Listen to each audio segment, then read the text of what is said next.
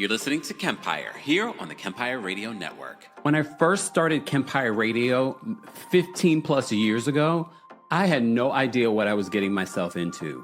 15 years later, now artificial intelligence has taken over and it's making your website building so easy.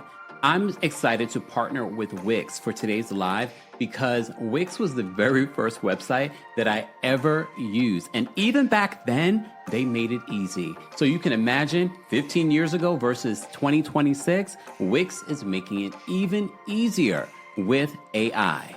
So there are a couple of really cool things that you can do with Wix. With the hybrid website editor that offers the speed of AI, precision of drag and drop, and guidance of a dedicated AI agent, aka the new way to create websites. And you don't have to pay anyone to do this. You could do this yourself. Create in whatever way feels most natural to you with a platform that lets you flow freely between AI and manual controls. Because some people just let AI do whatever they want, and that is not what you want. You want to be able to do and create something that's unique to you. As I said to you before, you can launch a pro-grade website that's quality, but make it very easy for you to create. There are all kinds of really cool capabilities that they provide. Wix Harmony is packed with some of the coolest, most useful AI features and agents built specifically for small businesses. Generate images, product descriptions, blogs, and more. Automate email marketing, SEO tasks, inventory management, and more. You even get an AI agent named Aria who can help you build your website or take care of business. Wix has been on top of AI for years, so naturally, they're the ones introducing the new way to create websites. Try Wix Harmony for free at wix.com/harmony. That's wix.com/harmony. More details on that will be available in the description. And we're back. Guys, welcome back to a special live today. I hope you guys are having a fantastic Monday. Happy Black History Month. Happy post Benito Bowl. We're going to talk a little bit about that. I have special guests here on the channel. But before we do that, don't forget to like the video. Don't forget to subscribe. And don't forget you can hear our live recaps and special episodes on the Kempire podcast. And speaking of our guests, one of our guests was twice opener for the Kempire After Dark live show. Don't forget the Kempire After Dark New York City show is happening on March 13th, literally almost a month away. Ticket information will be available in the description. But let's get to it because we have a lot to get into, from Real Housewives to the Super Bowl to Traitors. We're going to get into everything today. All right, but please welcome our guests. Oh, wait a minute. We lost one of our guests, but oh no, there we go. All right. It's like, what's happening? What's going on? Hold on. Let me bring up our guest today. What's going on? Chris is here. And there we go. I was like, what is going on? I thought we lost you for a second. Alexander Rodgers is here. First of all, Chris, do I call you C. Diggy or should I call you Chris? You call me Chris. Okay. All right. Yeah. I mean, I could get down with the C. Diggy, though. First of all, welcome. And these are the two hosts of Pop Roast. Guys, welcome. Thank you. All right. Happy Monday. First of all, shout out to everyone that's already in the chat. Thank you guys for being here. I have to pick your brains about everything from Real Housewives to Traitors to the Super Bowl. But before we do that, there might be some people that don't know who you are individually or collectively. So I'll start with you, Chris. Let people know, who are you and how did you get into this whole content creation recapping game? Yeah, so I am Chris, C. Diggy 1, and I've just always been a fan of everything Bravo since it came out. And I'm just opinionated on everything, including pop culture. And I found Alexander Rodgers one day on YouTube who just made me laugh so hard to the point where I was on the train. People was looking at me I was like, oh my God, I have to turn him off. So I was just I met him on Periscope. Jesus, that's so long ago. That is long ago. I ago. would be so opinionated, and we just so happened to live in Harlem. So it just felt like divine intervention for us. Wow. Yeah. I saw you on the train. And I was just like, oh, my God. So that's where our friendship started. We went to Harlem Public, had some wings and some drinks. And he invited me on the show. They have the best wings. They do. Okay. But yeah, we started off doing a recap of Black Panther. This was in 2016, I believe. Wow. 2018.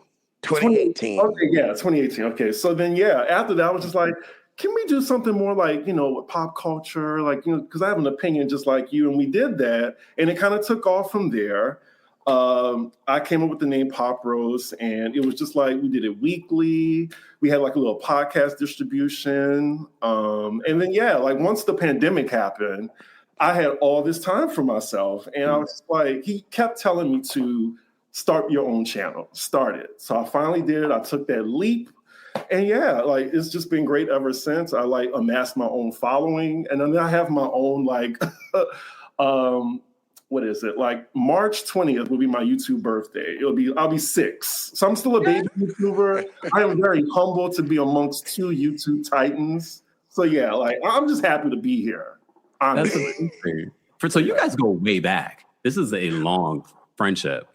Yeah.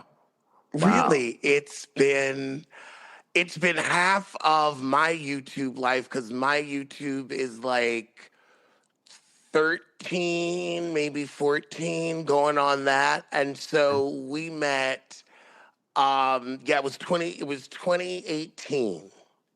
And we started doing the show, and then I had always done stand-up. So when I met him, I was like, oh wow, you're genuinely funny. Finally. Because I was at open mics with so many people that weren't. And I was like, no, you should do this. That's a huge compliment. I was like, come on. To come from a comedian, that's a huge compliment. Yeah. And for those who don't know, he's never said that about me. Yes, I have. I'm sorry. You are already light years ahead of me. What the hell am I going to tell you? I'm not a comedian. I am not a comedian. But you are hilarious. I've been to Kempire After Dark. You're a comedian too. So. I'm sorry. You are. Look, more. No, wait, but Pete, first of all, Alexander has opened up for me in California, in Philly this past year. So I know you're a comedian. I know you're funny. People that know you. But for those that don't know you, how did this all begin for you? Oh, God. I moved to New York to become an actor. I had gone to school to be an actor, from high school. And there weren't any roles for me. This is 2006, 2007. Wow. And so then I was like, okay, well, what can I do? And I was like, oh, I can, everybody always told me I was funny and I should do stand-up. And I was like, well, I'm in New York, I may as well. And then I started doing that, and stand-up is fun, but I was like, how am I going to get an audience? And I was like, I had been watching For It's Rocks, and I was like, I'm going to do YouTube, and I'm going to do reviews of these shows to try to build an audience. And 20 years later, here we are. That's crazy. 20 years in the making. So some people think these things happen overnight, but it takes time. It definitely takes time. Well, guys, I look, we have a lot to get into. But before we even get into the Real Housewives, I just got to show people this beautiful image of us. I feel like we're brothers based off of this image. We kind of favor each other. Guys, the reality TV roundtable is officially in session, okay? All right? You can guess who you want to guess, who's who. Okay? Let me ask my brothers. Chris, thoughts? Do you know which one is you? I'm going to say I'm in the middle. Okay. Yep, you got that right. Yeah. Okay. Like I said, the eyebrows is right. Everything above the nostrils is right. Okay. Alexander, your thoughts, Alex? I guess I am to the left of Chris. That's a handsome gentleman. I don't know who he is, But you know, he's a handsome gentleman. Like I like it's definitely not an insult. I don't look like I would never send anyone that picture saying that was me and have them expect to see me as that. I'm not Angel from Potomac. However, it That's is it is a that's like picture. that's an Adrian Malouf filter. Damn. Have you seen those Adrian Malouf? Oh my goodness, those photos. Ugh. Oh AI Lord. tried though. I mean, those are some. Yeah, Either like I'm happy with my picture. No.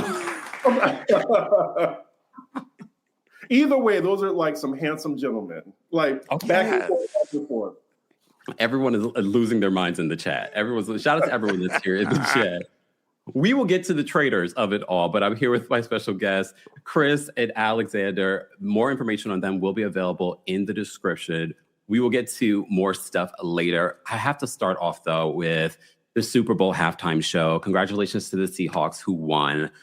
Chris, what were your thoughts on the Bad Bunny's halftime show? I was going to say Bad Bunny Super Bowl because that's all I watched. Because I was like, the Seahawks. I was like, all right. Like, I turned it off immediately after Bad Bunny. Let me just say, like, I'm not even like a casual fan of Bad Bunny, nor do I know Spanish, but I was so entertained. Like, I got to my feet in my living room. Like, okay. I know those two songs. I'm not even going to try to pronounce the name of the songs, but Nueva Yo, I know that one. That was good. Yes. I just appreciated it so much. It was just full of like so much culture and heritage, and whoever, didn't get it, F them. Jill Zarin, Jake Paul. Love. I have something to say to her, but I will let everyone say their piece. Okay. Alex, your thoughts on the Benito Bowl? It was beautiful. It was incredible. It was so well done. I had a ball watching it. It was a wonderful cultural moment that we all needed. Everybody did well. It was so good to see Ricky Martin. It was so good to see Lady Gaga. We were all like, that was the gag right there. I was like, you better. Were we not happy to see her? I was confused for a second. I said, because I was expecting a Cardi B. Cardi B was there, but she didn't perform anything. I was expecting a Cardi B. I thought it was going to be very focused on the culture, Caribbean culture, Puerto Rican culture. Lady Gaga, I wasn't mad at it, though. As soon as we got into the salsa version of her hit song, I was like, okay, I'm not mad at it. But at the same time, if there was one critique, I probably would have not included Lady Gaga. I would have just wanted to focus on Puerto Rican culture, Caribbean culture, and that be it. Let's not whitewash it in any shape or form. Well, Jill Zarin apparently said that there were no white people there. I guess Lady Gaga, it's not whitewashing it. Right. To be fair, though, someone said that Lady Gaga is Bad Bunny's favorite artist. So I was just like, oh, okay, well, I guess, I'll give it a pass.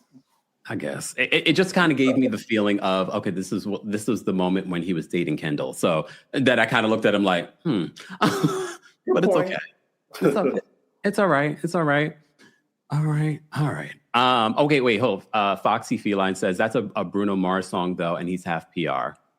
Well, let's get Bruno then. Any way we can reach. At the end of the day, I wasn't mad at it once I heard that version. I hope they release that version because I'd be like, okay, I actually prefer that version if I'm going to be honest with you. And then Cardi's her tour starts actually this week. I'm seeing her in Vegas on Friday. Why are you going to Vegas? Because I didn't want to stay in New York. It's going to be too busy, like just too crowded, too expensive. Like I got it when she was still pregnant. So I got some good floor seats. To see Vegas. All right. I really thought she was going to perform, but he did celebrate, some other Latino artists. Ricky Martin performed. We're going to talk more about this later on, guys. I will be going live to talk everything Benito Bowl here on the channel. So make sure you're subscribed and your notifications are on. Any other thoughts, though? I know, C. Diggy, you said that you had some thoughts on some of the people's opinions. Yeah, I was just disappointed in Jill Zarin, especially with that reboot coming up. But I'm just like, I shouldn't be surprised. Like, it's one thing to say that I didn't like it. I'm like, okay, then you're a hater. But then to just say that, like, oh, well, where were the white people, or there was like an agenda. I'm not choosing a side. I'm like, you are choosing a side. It was all in Spanish. Like, I just think she's an ignorant, ankle-faced crone who doesn't have the range to appreciate a performance that rich in culture and heritage. Ankle-faced crone. Take a shot every time you hear that tonight or this afternoon. Wow. Okay. Alex, your thoughts on people's opinion? I'm sorry. Go ahead, Chris. Finish your thought. Oh, no, I said I would like hand it off to Alex. I mean, Jill Zarin, her hair is the color of liver, and so is her soul. Oh, let's start there. Jill Zarin's ignorance, though, is not surprising to me because of that show on Netflix, Palm Beach members only. Yeah. I mean, they're both Republican enclaves, so who really cares? But I feel that show has given way to reality Republican television, and that's the wave they're going to ride. Hateful people want something to watch, too. Well, here's the thing. I thought it was interesting because you both know that they announced that they're the Golden Life, this sort of new iteration reboot of Real Housewives of New York for E, which is no longer under NBC Universal, and Jill's supposed to be a part of it. But Jill was also supposed to be a part of a Roni Legacy, but word on the street, she was also the reason why that fell apart and didn't happen. They ended up making the Ultimate Girls Trip without her. So now people are saying that she should not be a part of this, but Ramona is still going to be a part of this. And Ramona has been problematic. Part of the reason why Bravo doesn't want to work with her anymore. Right. I think that they're embracing these people. There are a lot of them, and they said, you know what? They got to buy toilet paper too, so let's go on and make a show for them. They said, you know what? They saw Zeus doing that with baddies, and they said, well, let's do that on cable with hateful old Republicans. Is E going to be the new old shoe network? Only time will tell. I was going to watch it, but I'm kind of questioning now. Do I even want to? So, Don't you miss your coin? Don't you miss your coin? We're not supporting them. We making money off them. I ain't gonna miss my check. I am not gonna miss my check. I froze for a second. Sorry. There we go. Did you guys freeze on me too? Lord have mercy. Mercury retrograde right around the corner. I see a little bit of freezing, but it's good now. Okay. All right. Apologies, y'all. Look, y'all know here we go with The Wire. Yeah, I don't know if it's just The Wire though this time, y'all. Okay. All right. For me, Alex is frozen though. Is he frozen for you? No, I see him. Oh, so why is he frozen for me? He's a little blurry. I'm doing a non-frozen shimmy. that season 1 Drag Race filter. Okay. We'll continue on. Alex, are you there? I'm here. I'm just shiny today. That may be why it looks. I can't hear you though. It's like, but that could be me. As long as you guys can you hear me? Can you hear me, Chris? Yep. Okay. All right. And I can hear you and see you perfectly. Okay. Fine. Angel says that Alex. Okay. I don't know. See, I don't usually stream with StreamYard, but StreamYard is StreamYarding for me on this end. But it's okay. It's all right. Guys, if you're just joining us, I'm here with the hosts of Pop Roast, Chris and Alexander. More information on them will be available in the description. All right. We're going to move on from the Benito Bowl, the Super Bowl halftime show, and we're going to talk about Real Housewives of Beverly Hills. I want to know your thoughts, guys, on this new season of Beverly Hills. We just found out that Amanda she said that, there was a rumor that she was not going to be, that she left halfway through the season, but she is now confirming that she did not quit the show. She is still on the show. So I guess we'll just have to wait and see how this all plays out because she isn't a part of the after show like halfway through. Okay. Right. All right. Chris, thoughts? We'll start with you and then we'll go to Alex. Yeah. Well, I know unlike most people, I'm enjoying Beverly Hills. I will die on the Beverly Hills because Oh. They give a good show to me. Like I feel like if you want aspirational wealth, which is the whole foundation of Housewives, like Beverly Hills has an in spades. And also, like with every Beverly Hills season, they have to lay the groundwork. Like it's a slow burn, and each franchise is different. So like we're now getting into like what, the 7th or 8th week, and now it's like turning up. Like the pot is now boiling, and like we're gonna put the seasoning in now. Like it's cooking. Like it is. And you're talking about seasoning? Thank You you. know what? I tried. Like what specifically are you enjoying of Beverly Hills this season, Alex? Oh, well, Chris, sorry. Yeah, so I usually watch it just for like the wealth more so. And what else? Like, How do you feel about Amanda? Amanda, I don't think she fits in that well with the group, but she is like at least kind of like poking the bear with all the ladies. It's just funny to see them like all try to be polite as much as they can. I think Rachel Zoe is a perfect fit. It feels like she's not even new. Like, Right? I feel like she's been on there for like 3 seasons. Wow. Okay, 3. That's very specific. Yeah. I mean, so I'm enjoying it so far. If I have to give it like between a 1 to 10, I give it like maybe like a 6.5, 7 so far. Okay, that's not bad. Okay, Alex? Chris is such a fan of Rachel Zoe, and I know he likes anime and cartoons, so he was a big fan of Megamind as a child. And now it all makes sense because Rachel Hey, Zoe... who are we dragging? Are we dragging Beverly Hills or are we dragging Chris right now? No, just because Chris is a fan of Megamind, that doesn't say anything poor about him. Oh, sorry. I was saying Rachel Zoe looks like Megamind, and that's why he's a fan. Okay. I thought Rachel Ashley Darby was Megamind, but hey. I don't know. I think the title has been taken because Rachel Zoe's skull and forehead. Like, it's just, she's so much skull and forehead and then this tiny little, goblin mouth. It's just a lot for me to look at 9 p.m. on a Thursday. It's a lot. It's a lot. She's a lot because she's whining about this divorce and my kids, your kids are grown. They do not care that daddy has moved on. Grown, they want Alex. mommy to move on. They cannot want buy mommy to move on. They can't even vote. No, they are not grown. They're still children. They close enough. They close enough to, here's the thing, they're close enough to know he don't love you no more. So why do you care who he's with? Girl, move on.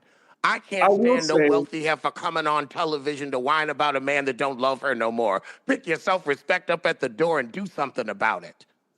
To be fair, Can't she? I would love to see Rachel Zoe more so talk about her business and maybe style a celebrity. Like, she's a bad bitch when it comes to her business and fashion. She's that girl. But, with the divorce thing, it was happening in real time. So I'm going to give her that grace. Alex is, bad cop. I'm good cop. Apparently. And I'm just in the middle, literally. Okay. This is pop roast. This is pop roast, y'all. Okay, for those that are just joined us, this is what you can expect on Pop Roast. Them roasting each other and these housewives and people in pop culture. Okay? All right. To his point, Rachel Zoe has brought nothing to the show but complaining about her husband, and we get enough of that from Dorit and Kyle. I don't need a third heifer in the chorus doing that. Give us something new. At least Bose is giving us something new. Something fake, but something new. I'm enjoying Beverly Hills, y'all. I am. And I think you represent a lot of people, Chris, because apparently the ratings were up this week for Beverly Hills. They had been down a little bit during the season, but they're up again this week. Hey, they're the only housewife franchise that be in the Peacock top 10 every week. So somebody watching. So okay. One thing I will say though, in regards to not even in regards to their viewership, the social media of it all, I don't really see a lot of people talking about it though. Not like how people we see watch Below Deck too. I mean, so yeah, somebody watching. People watch Below Deck too. So what are you trying to say? I'm just that people watch Below Deck too. Okay. Maybe that's a little the crowd. shady. but okay. All right. All right. I very much like the Twitter of it all, where they're not really talking about it. I think we can move on from Beverly Hills. Hey, But you never know. I respect Chris's opinion. I'm still watching it. I'm still recapping it here on the channel. Oh wait, okay, Chris. Before we move on from Beverly Hills, your thoughts on Bose and what she's contributing this season, since she's fairly new. yeah, I want Bose to contribute just a little bit more. I'm not really a fan of the IVF plotline. It's just like, can we be real? Like, I just really wish that, I really just want Bose to really think about surrogacy or maybe adoption. Like, not put your body at risk, especially with the man you're not married to as well. Like, she had complications with her own daughter, and before that. And I really take that seriously because I lost a cousin to after pregnancy complications. So I just know that is really real for people. So I just really hope I wish her well on her journey for that. But I just, hope she just thinks about that. But otherwise, how she does in the group, I just really wish she would, I don't know, not always defend Dorit more so. You're not on there because of that. I want to see Bose in the business world and see how she navigates that. And I know a lot of people don't like Bose because of the whole Garcelle thing, which I totally disagree with. But yeah, Okay. I like Bose. Okay. All right. Alex, your thoughts on Bose? Did I lose Alex? I've got to be polite. It took me a moment to find something polite to say, something PC, something that you would say on the Sherry Shepherd show if it wasn't canceled. I find it inauthentic. It just doesn't read for me. I'm not denying her yearn to be a mother, but perhaps the way, maybe that's the way it's filmed, maybe it's the way she's going about it. It just doesn't read authentic. Like Quad's pregnancy journey didn't, to me, read authentic. All right. I'm going to drop out, guys, just because I'm thinking either it's me or a StreamYard, but I'm going to drop out and come right back. Y'all take over the channel. BRB. Chris, we both kind of... Chris, do you think that Quad's journey reads authentic? Do you think this journey reads authentic? I think Quad's journey was authentic. As far as her relationship with King or Kirk, I didn't really like that. I didn't really care for Kirk. Alex looks like he's frozen. I hope I'm clear. I can't hear you now. Can you hear me? I hear you. I think you may. Okay. I'm going to hit settings, audio. I see Kempire clear. Hello. I don't know why I can't hear you. Try dropping out, Alex, and coming back. I'm going to re-coming. Yeah. Guys, welcome back. What were y'all talking about? I was going for 2 seconds. Oh, no. He was just wondering if... I hear my echo. Lene said Kempire 17 wires. I think you mean that switched around. It wasn't my wire, y'all. It's StreamYard. That's not the wire issue, okay? It's not the wire issue. Okay? All right. All right. I can hear you. Clear. Yeah. It's StreamYard. StreamYard's inconsistent. This is also another reason why I don't really do a lot of collabs, because sometimes I feel like it's better when it's just one person when it comes to StreamYard if you're going to use it. When you have more people on, that's when you start having wire issues and things like that. So it's okay, y'all. Bear with us, okay? Because we did a whole sound check. We were fine. We were 10 minutes early. Yes. We even started the live early. All right. It's okay. Let's just continue on before it starts acting up again. Yeah. All right. Moving on from Beverly Hills, Ultimate Girls Trip. There's a lot of stuff coming out in regards to Ultimate Girls Trip. I'll start with you, Alexander. What did you think of the principal cast and some of the photos and videos that we've been seeing coming from the filming for this sort of Ultimate Girls Trip Roaring 20 celebration? I am looking forward to reminiscing. I know there's going to be a lot of old footage. It'll be nice to see how far or how not far the women have come in their time since starting this show. I mean, 20 years is a lot of time to do something with your life. I mean, Candy Burris is so busy on Broadway, she didn't have time to join the show as a full cast member, as I would say most Housewives' most successful alum. That Martini lady wasn't invited either. Kenya Moore, someone else who was left at home because of legal issues because she decided to bring a sexually explicit photo of a coworker into a workplace as a 54-year-old woman. I'm sorry, So I it's can't. fascinating. My face is cracking. I can't. So it's fascinating to me to see how far or how short these women have traveled in the past 20 years, whose lives have gotten better and who has made their life worse. I mean, Garcelle said it best. Erica, you make your own self look terrible. We don't need to help you with that. You know the funny part about what Alex just said? Nothing that he's saying is not facts. That's the crazy part. I enjoyed that soliloquy. I really did. I enjoyed it. I just wasn't ready for it. I'm hot now. Turn the fan up. Okay. As far as my thoughts, I'm really excited for it. I just wish that there was some like surprises. Like I feel like I know every single event that's going to happen. I know who got into it. But I'm gonna still watch. I'm gonna still recap it. I'm excited for it. So yeah. And I think the Atlanta stop is going to probably be the most interesting, especially because the fallout from it. Seems like Nene and Lisa Wu have been going at it on social media. Lisa Wu. Do you guys want to see Lisa Wu back? Lisa Wu's neck? No, Lisa Wu back. Back. And put it back where she came from. We could take her or leave her. I mean, she didn't just have Housewives, but then she did get on Carlos King's boat and try to sail on with Hollywood divas, even though she was not Hollywood or a diva. She'd always been a struggling actress. I mean, it's true. She had been. Yeah.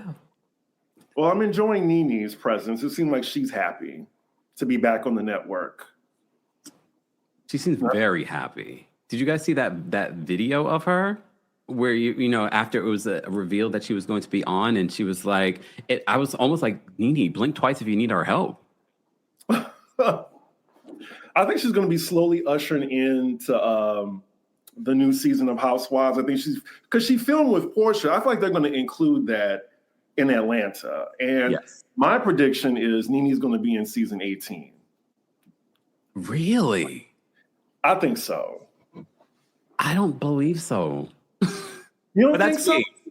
And maybe because I know so much of behind the scenes, and one of the exclusive stories that I came out with when she announced that she was coming was the fact that they never offered her full time. They much rather give the mind you, it's all OGs as the principal cast, but they rather give that to Portia. And word on the street, it was such a slap in the face for Nene that I was like, yeah, they're not trying to bring Nene back to Real Housewives. Not yet. If anything, they are trying to sort of like almost punish her publicly in regards to, and some people might say that's justified based on what she said again about them, but they clearly wanted her to return because they were going to have her full time on the Traitors for this past season. So I just don't know if I think that Nene's going to come back. Maybe not for season 18, maybe season 20. Maybe. Go ahead. That is actually what I had said. I think that they want to work Nene in.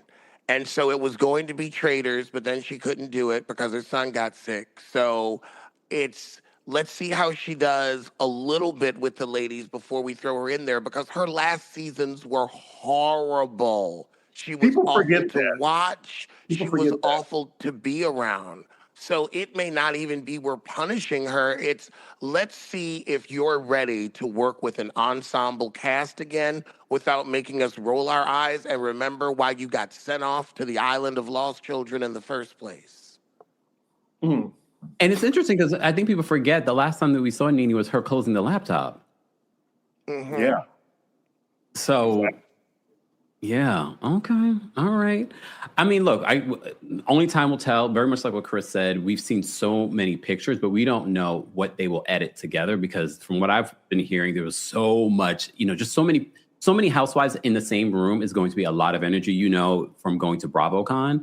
So I can only imagine what they're going to actually use from that. Alex? And is T.S. Leaks interesting anymore? Because she started this show as Lanithia Nene Leaks, and now she is T.S. Leaks. She has transformed. She's transformed from poor to rich. She's transformed her body several times. She gives us a new nose, a new cheek, a new lip, a new hip. Is that woman still interesting to us? Like that, look, she's been public about her plastic surgery, so there's no I'm not shaming her. Like she posts this on her TikTok to get deals on going on the table. So this is open knowledge. I'm not, telling no tea. But is this woman interesting to us anymore? That's why I also think will Nene work? Because Nene, when she came to us, was a homegirl from Atlanta that you would love to have a glass of wine with. That's when we were all on Moscato. This Nene, I don't know if I want to sit with her. Well, some of that is also filters too. Yeah, the filter is crazy, but I still think Nene has a few memes and sayings in her. She's the most quotable housewife in the lexicon, so I will give her that. Yeah. I think that's what most people are excited for when it comes to this Ultimate Girls Trip. What did you guys think of the principal cast, though? The choices for the principal cast? I was fine with it, and I was fine with Portia too. Like, I don't agree with Kenya. No to Kim Zolciak, and I want people to stop trying to put Sheree in that. Like, Sheree would have faded into the background like she did on Traitors, and people keep asking her to come back on Atlanta. No, she's been fired, 4 times? 4 times. So yeah, Portia, we couldn't get Kenya. So I'm trying to go down the line. I didn't want Phaedra on there, so it had to be Portia to represent Atlanta. So I didn't mind. And I'm glad Lisa Barlow too. I would have chose Lisa Barlow out of the Salt Lake City women. Really? Not Heather? Because she's the only one that hasn't been on a girls' trip out of the cast. Yeah. So. Oh, that's true. That's true. Well, that's a perfect segue for us to talk about Salt Lake City. Recently, we found out the news that Mary Cosby's son was released from jail for breaking a restraining order for his estranged wife at this particular point. She's filed for divorce. What are your thoughts on Mary Cosby, the cult documentary that I was featured in multiple times but never told? And what are your thoughts on the documentary? What were your thoughts on the season? Alex, we'll start with you. You were great in the documentary, by the way, even though you weren't contacted. I was like, oh my God. I want to know, does your son smell like prison or rehab? That's my first question to Mary Cosby. Does your son smell like prison or does he smell like rehab? Because those are two similar yet distinct aromas. And I'm sure you're quite familiar with both at this point. That was because she wanted to talk about black men standing in front of 7-Eleven. I will never let up for that. I had to turn off my camera. I can't. I mean, these are things she said out of her mouth on Bravo. I'm not making anything up. So what did I think of that? Alex is like a gay Paul Mooney, by the way. Oh, so, you mean Paul Mooney? You just mean Paul Mooney. Yeah. All right. You're right. Well, Paul, he's basically Paul Mooney. So I'm just saying, this is Alex's type of humor to those who aren't familiar with Alexander Diane Rodgers. Just saying. Yes. Continue. This is also something that you'll get on Pop Roast. Just saying. Go ahead, Alex. But what I thought of the season, it was a good season. It was an Bronwyn, I feel, put the season on her back. I think it's time for Meredith to go. You have outlived your usefulness. And the truth is, I feel like Meredith only got on here to get her son on here and to give herself something to do while her husband found a man he was interested in. Y'all gotta be quick with it when it comes to Alex, because you'll miss the little shady gems in between. Just saying. I think I feel like Heather is doing a good job being a white inbred Cynthia because she really does try to get the girls together and be friends with them. Mary actually does too. Like she will always kind of come out of the woodwork and be like, we're all friends. But it's like, we know you have a deep hatred in your heart for these women and your grandfather. I mean, your husband. I'm sorry, you can confuse the same person. Um, I want Bronwyn back. It's sad that Brittany has been let go for Meredith, but why are we bringing Meredith back? Meredith, you don't offer anything. Whitney, you and your big ugly. I, I want to watch you forgive this man. So you know what? I will watch you forgive this man for driving you into the poorhouse again. Mm. That's interesting to me for some reason. I'm like, can you do it? Because I couldn't. Chris, Well, your thoughts on the documentary on Salt Lake City? For starters, I didn't watch the Mary Cosby documentary. I just felt like it was old tea. Like I started recapping Salt Lake City from the beginning. I already my foot was on Mary's neck for at least the first 4 or 5 seasons. So I just felt like going back to that, she now has amassed a following that whatever Mary does, unless she gets arrested for it, I feel like they're still going to follow her. So I just didn't bother watching it. I just, saw the cliff notes. As far as the season, I thought it was pretty mid. I think the season before that was flawless. The reunion wasn't that great. But I think around after the Below Deck crossover, it started to go down like this for me. I wasn't even interested in the Greece trip. I was just it's time to wrap this up. So I really think they need a cash shakeup. I don't want Meredith back. Whitney can be a friend, maybe, sort of, kind of. Who else? Did you see the post that Whitney posted in regards to season 7? It looks like she got a full-time contract. Who? Whitney. I mean, Whitney was working part 3. She's basically a Salt Lake City version of Ashley. Yes. So I'll give her that.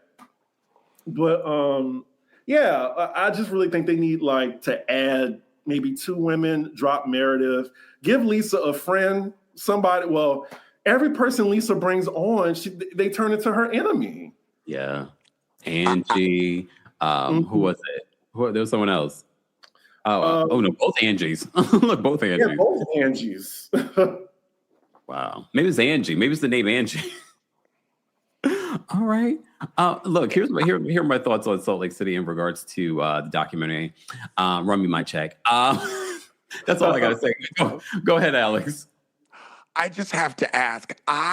When you said that Whitney and Ashley are similar, I always thought that if Ashley had more opportunity, aka been born a full white woman, she would have done more for herself with her life. And then you see Whitney and it's the same story. Fascinating. I love how Chris is not phased at all. I'm looking at Chris. He's just not phased. I'm like, oh, you're just used to this. Okay. All right. And I've been on Pop Roast before, guys. I don't know why I'm surprised. He's opened up 2 of my shows. Why am I shocked still? That's just me. This is Alex censored. So anyway. I want to say thank you, guys. Thank you so for those that are just joining us. I'm here with Diggy1 and Alexander Rodgers from Pop Rose. All of the information and their socials are in the description. It's Black History Month. Go follow them. Go support them. When are you guys going live next? Is it this weekend? Is it for We're going live Valentine's Day? This Saturday. Saturday. Cool, for Valentine's Day. Yeah. I'll be in Vegas, but still, Working. have to film. Yeah. It's a light week because I don't have Potomac to do or Merit to Medicine. I guess I'll do. My next live is probably for Beverly Hills or Traitors. Okay. Scotty, thank you so much. Scotty G for this. Thank you so much for the super chat. Of all these lives to watch, this is the one. Thank you. Yeah, Ms. watch Parker, thank you so much for the super chat. Ms. Parker says they wanted Benito to translate to English. The Constitution is in English, and some folks try to act like they don't understand that either. It's the commitment to hate and ignorance for me. That was the word. That was the word. Thank you, Ms. Parker, for the super chat.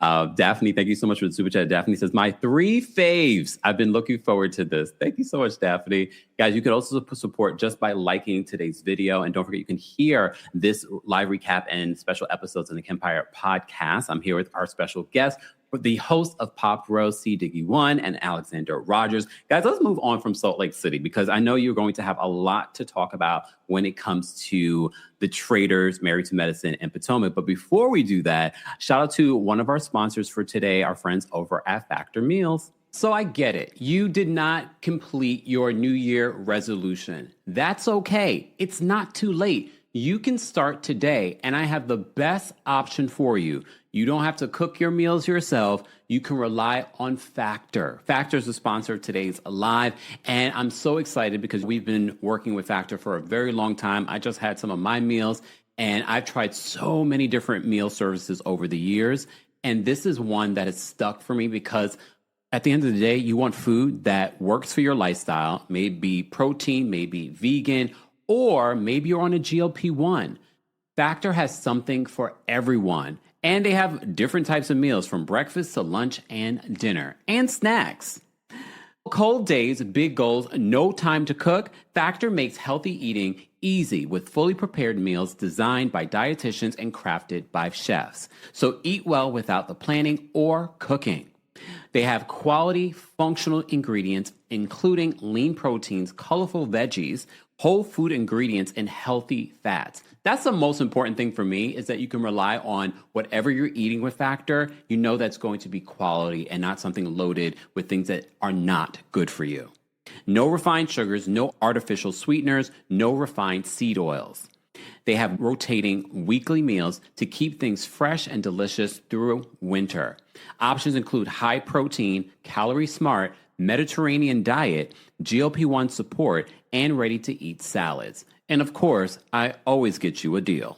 So head to factormeals.com/Kempire50 off and use code Kempire50 off to get 50% off and free breakfast for 1 year. Eat like a pro this month with Factor. New subscribers only, varies by plan. 1 free breakfast item per box for 1 year while subscription lasts. Again, more details on Factor will be available in the description. And we're back. We almost lost it there. We're Sorry. back. It's okay. I had to refresh. Oh, we appreciate it. Shout out to our guest today. Look, the reality TV roundtable. Yeah, I don't know who those people are, but you look. I don't know who those people are. Okay, guys. Speaking of Traitors, okay. Thoughts. This past week we lost. Okay, for those that are just joining us and you haven't watched Traitors from last week, get out of here and then come back because we're going to have a lot of spoilers. Just in case, so you don't say that we didn't give you a heads up. Okay, they're gone. Candace Dillard-Bassett finally was exposed as a traitor this week and was kicked off at the round table. Chris, what are your thoughts on the season so far of Traitors? I'm loving this season. It's better than last season. I think the faithfuls are a little bit more smarter, but they're still like followers. Yeah. Also, the Traitors are just really doing a great job. I was rooting for them at first. As far as Candace, she shot herself in the foot. Like I recapped Traitors and I said, once she did that Rob vote, you killed it. You got too into it. Like, I get it that you're mad that Rob is a snake and he did that to Lisa Rinna, but now you got to think about yourself. She didn't do that. And once she did that, I knew it was a wrap. So can't really be too mad at the other people because if I was there, I would have probably voted for Candace too. I'm like, oh, well, that's strange. Why would she do that? Alex? I agree with Chris. I actually think it goes back even further to the throwaway vote. It goes back to when you saw Rinna had gotten called out by the murder in plain sight. that's when you should have known, like, okay, she's gone. There's nothing I can do now. And focused on trying to win it with Rob and be Mm. like, who's the next trader we're going to recruit where he and I can, go forth and use that person as the sacrificial lamb. Like Mm. when Rena, like you had to know Rena was getting picked off instead of trying to save Rena, which was like that's a black card victim. Like it was too late. Wow. It was over for Rena. There was no hope. You trying to get Rob to save her attached yourself to a sinking ship. And that's like the name of the game is Traitors, not take it personal and not try to save Lisa Renna. Okay. All right. Well, I have to say, Lisa Rinna also did not do herself any favors with the way that she was not able to handle herself at the round table either time.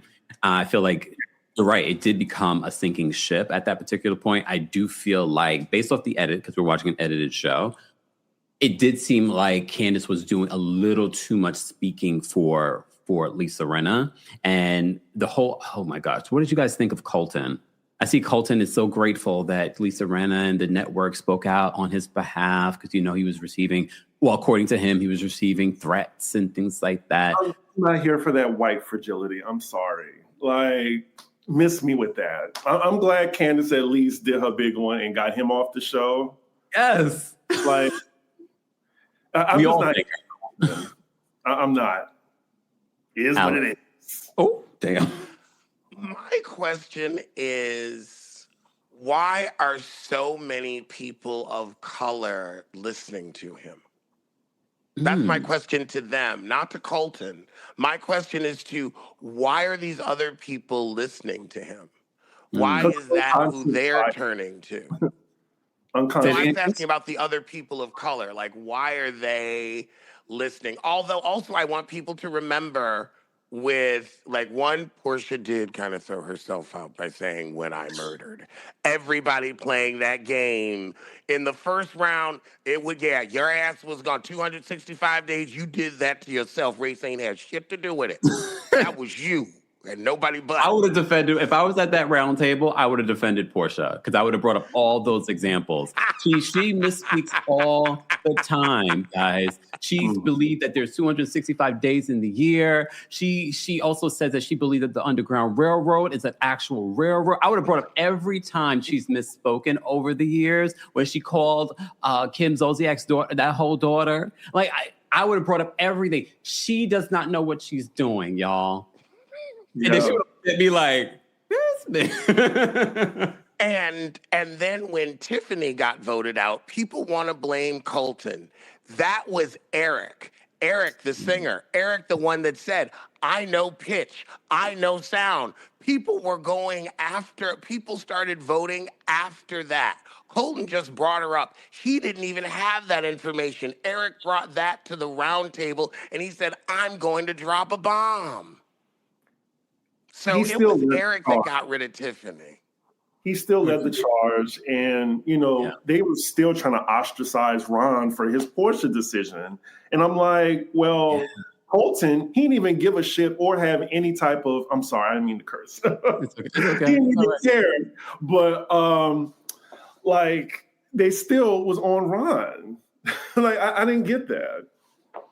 Well, there's a lot of people having their perspectives on why people were so focused on people like Ron and Tiffany. One thing I will say, because I know there are so many gamers that just are so passionate about this game and how it's played, I was just so entertained by Candace. I don't care how she played the game. If she put a marking on it, we have to keep in mind the celebrity edition of this, they're all getting paid. They don't. Yeah. I think some of these people don't care about the prize at the end. They want to entertain. They want this moment. They're on a very popular show. You saw Dorinda this past week says, I got really close to Lisa Rinna. I feel like I'm having a girls' weekend. And we're like, Dorinda, you literally begged to come back and you're just sitting here having a good old time. You're not even playing the game. What's happening?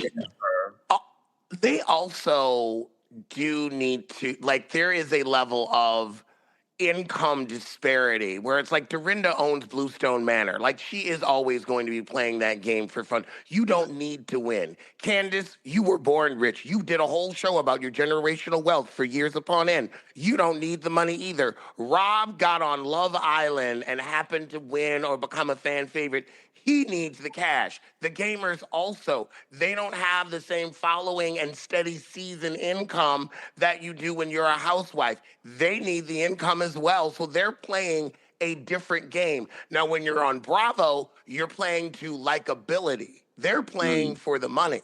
Yes. They're serious about the game. Okay. Do y'all think Rob has too much power? Because right now, he can murder a faithful, he can turn a faithful into a traitor, and he has 2 votes at the round table. I'm like, he's winning. He's winning. Like, that's way too much power to have.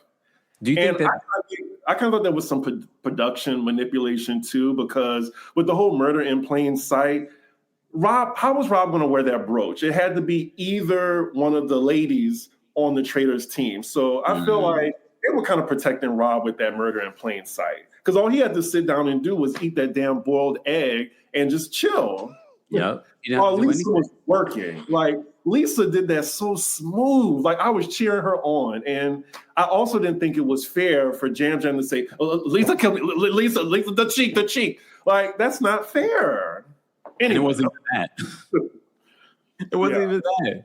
Yeah, a lot of people are saying that wasn't fair in regards to how that played out. But again, this game, their rules, they decide on how they want this to play out. But I could see that. But you're right in regards to the brooch. Yes. I mean, if it was Jam Jam could probably, if he was a traitor, Jam Jam could have probably awarded that brooch. But a Rob, I think that it only made sense that it was one of them to wear it. I just don't know if that was the right decision when there was already smoke on Lisa at that particular point. So I don't know. But I look, again, very much like what you guys are saying in regards to, who's playing this game for the money versus who's playing it just to be on this show. Candace, for me, if anything, she's probably one of the most entertaining people to hit Traitors since season 1. She has given us moments of that we will be quoting from episode 1 till her last episode. So I'm definitely impressed with her to the point, because she's never been my favorite on Potomac in later years. And there are moments from Candace, but I have to say after Traitors, I'm like, I'm in. I'm a Candace stan. Oh, did I say that out loud? I ain't gonna go that far. But, Okay. but I think she did, like, I like her more now. And like, she gives a good confessional. The girl just knows how to do it. Do I want to back on it? No. Oh, I don't. Well, can we unpack that? Why? I just don't feel like she's in a place to move forward. Like, the hatred that she has for Giselle is visceral. And I just think they can't be on the same show. They can't. And unfortunately, Giselle is the face of the show next to Karen. It is what it is. She's the neck of the show. She is the ankle of the show. Karen Huger is the face of the show. I just wanted to point that out. But I also agree with you. I don't want Candace back because Eric Fuller as a producer is dark, is a soiled soul, and has done everything he can to destroy the Housewives franchise. I am disgusted and appalled with how he set up that storyline with Chris to make him look like some sort of man that was sexually attracted to Giselle when we all know those don't exist. Let's start there. So I can understand why she wants to protect her peace and her marriage by not going back on the show. And it was very sorry of Carlos King to act like he had some direct line to Jesus to try to browbeat her back into a hostile workplace. You do know Eric Fuller's no longer a producer there at Potomac. He hasn't been for the last couple of seasons. He still has his fingers in the pot.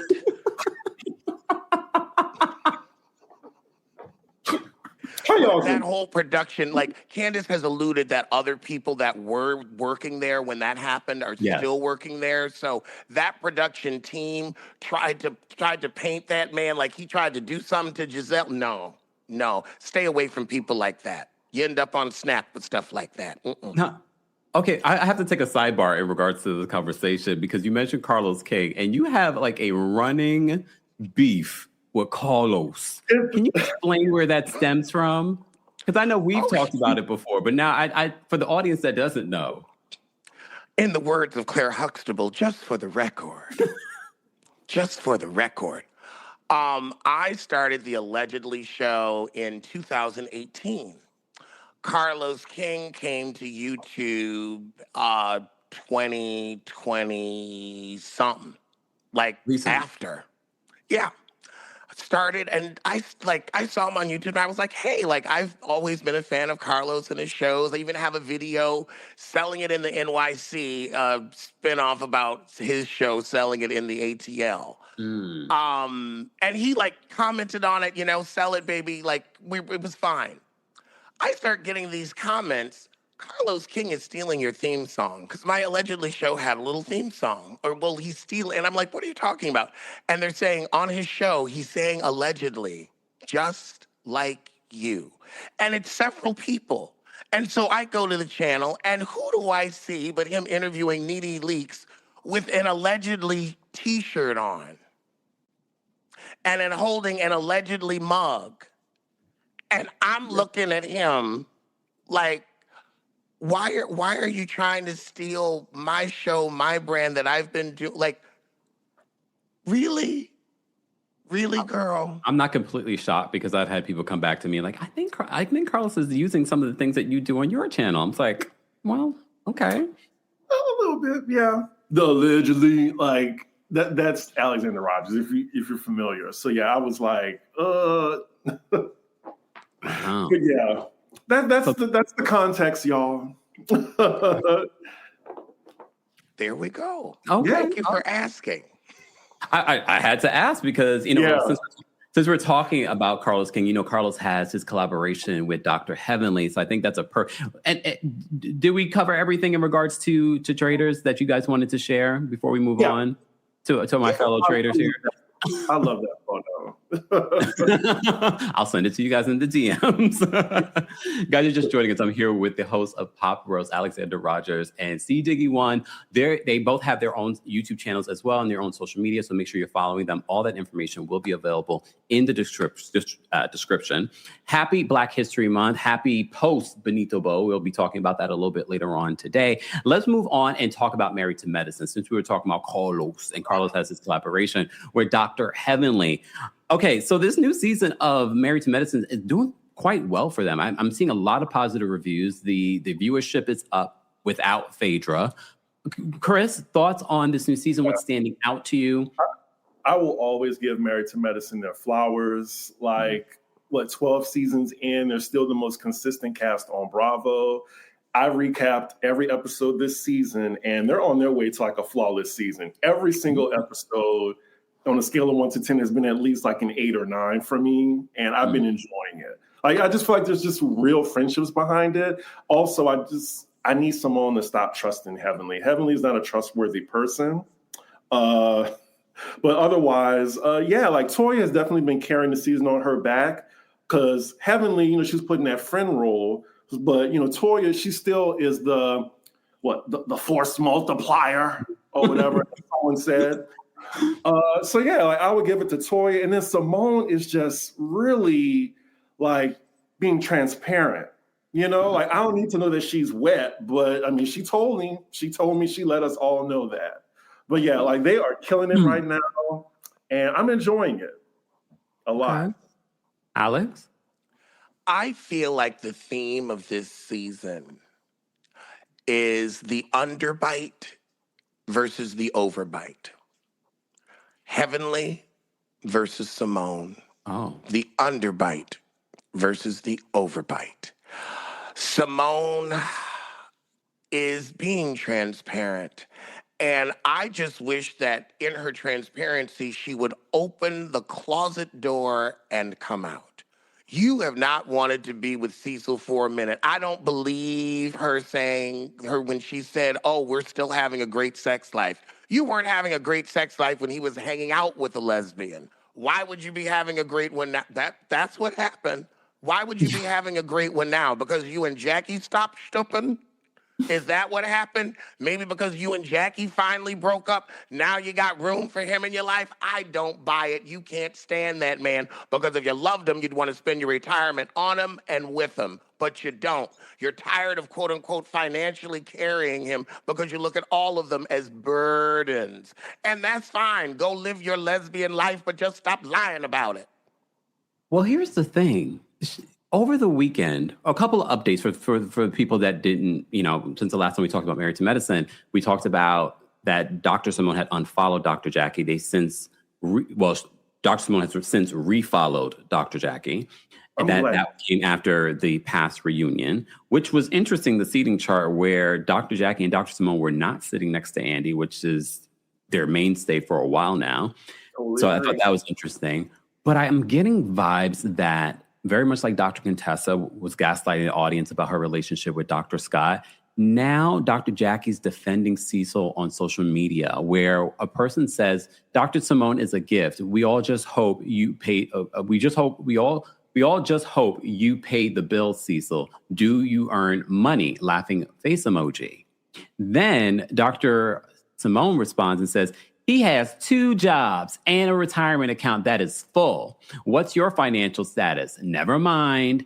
And then she also said, my response should never be viewed as an attack. I complained about a spoiled child spending my money and a husband that continues to spoil a child. The twisted narrative that I take care of Cecil is ludicrous. All of the ladies on Married to Medicine out-earn their husbands. Damn, Thoughts? Now she hit her with the, what's your status at the bank? I love it. Go ahead. Okay. Alex? Well, it's very funny because at BravoCon, my shady question was for Simone. I asked her, after Cecil wasted $24,000 of your dollars investing into Kids Force, we'll never forget that. You paid $24,000 for a polo shirt with a logo. However, do you allow him to make financial decisions in the household now? And I have to say, Contessa laughed very hard at that question for her to have a no-lipped husband who didn't plan her a birthday party. But Simone took up for him like she took up for him in the comments and said, he does very well, he's a real estate agent, and he makes all of the financial decisions for the family. Now, it's funny you say that at BravoCon, and now we find out you don't want to carry this man through your retirement. And when you say carry through retirement, that you're looking at him as a financial burden. This man had his own house. Now he's supposedly back in you. I don't know if I believe that. Okay. Okay. I caught myself really quickly. I saw that. Good job. Yeah, very good job. Growth. I also think about the reunion placement. I think Yes. is hella accurate. I actually think Dr. Jack needs to be sitting behind Heavenly. Like I Dr. thought you were going to say behind the camera. I'll say that too. Like Put her right there. he needs to be like a friend of. Like I can't remember the last time we saw a scene just between her and Curtis. I don't really think Dr. Jackie has a storyline, but yes, she's legitimate. Yes, she's the most sought after OBGYN in Atlanta. Kudos. But if she's not going to get in on the mess, she's not going to talk about her marriage, then make her a friend. Make her a friend. No. So, so many people say the reason why she has the status she has on the show is because she is the medicine in regards to Married to Medicine. I don't know if that's enough anymore. I love the addition of the nurse, Brandy, a nurse practitioner. I like the addition of, other people in the medical field this season. Finally, after so many fans have been saying it for a while now. So I like that addition. How do you guys feel about Dr. Mimi?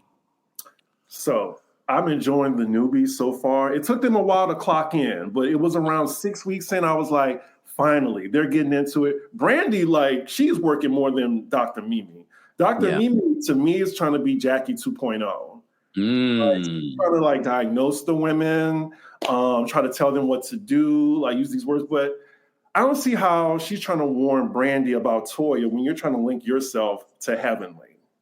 Like, I don't get that. Right. So, yeah, that's my opinion on it. Also, to me, it shows you don't believe that Heavenly will win, because why would you link yourself to someone that's going to be off the show?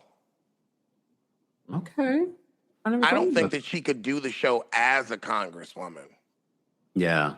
I don't Do you guys think think, that are you be a voting good for, look. would you vote for Dr. Heavenly? No. What are my other options? See, that's the thing. I don't know anything about the candidate that she's running against. I'll say I'm glad I don't have to. I thought she was I'm a glad she's not on conservative my before she was even running. Oh, wait, explain this, Chris. Why did you think she was conservative? She's always had these like 1950s misogynistic values when it came to her marriage. So I just really just thought, and then her comments about, gay people too. I just really just thought she was just socially behind. So I just thought, she was a low-key conservative. Which is interesting because which one is the real Dr. Heavenly then? Because we've seen years of behavior that makes you believe that, she would probably have conservative views. And now she is leaning into being a little bit more progressive in her candidacy. Right. Who knows? Look, who knows?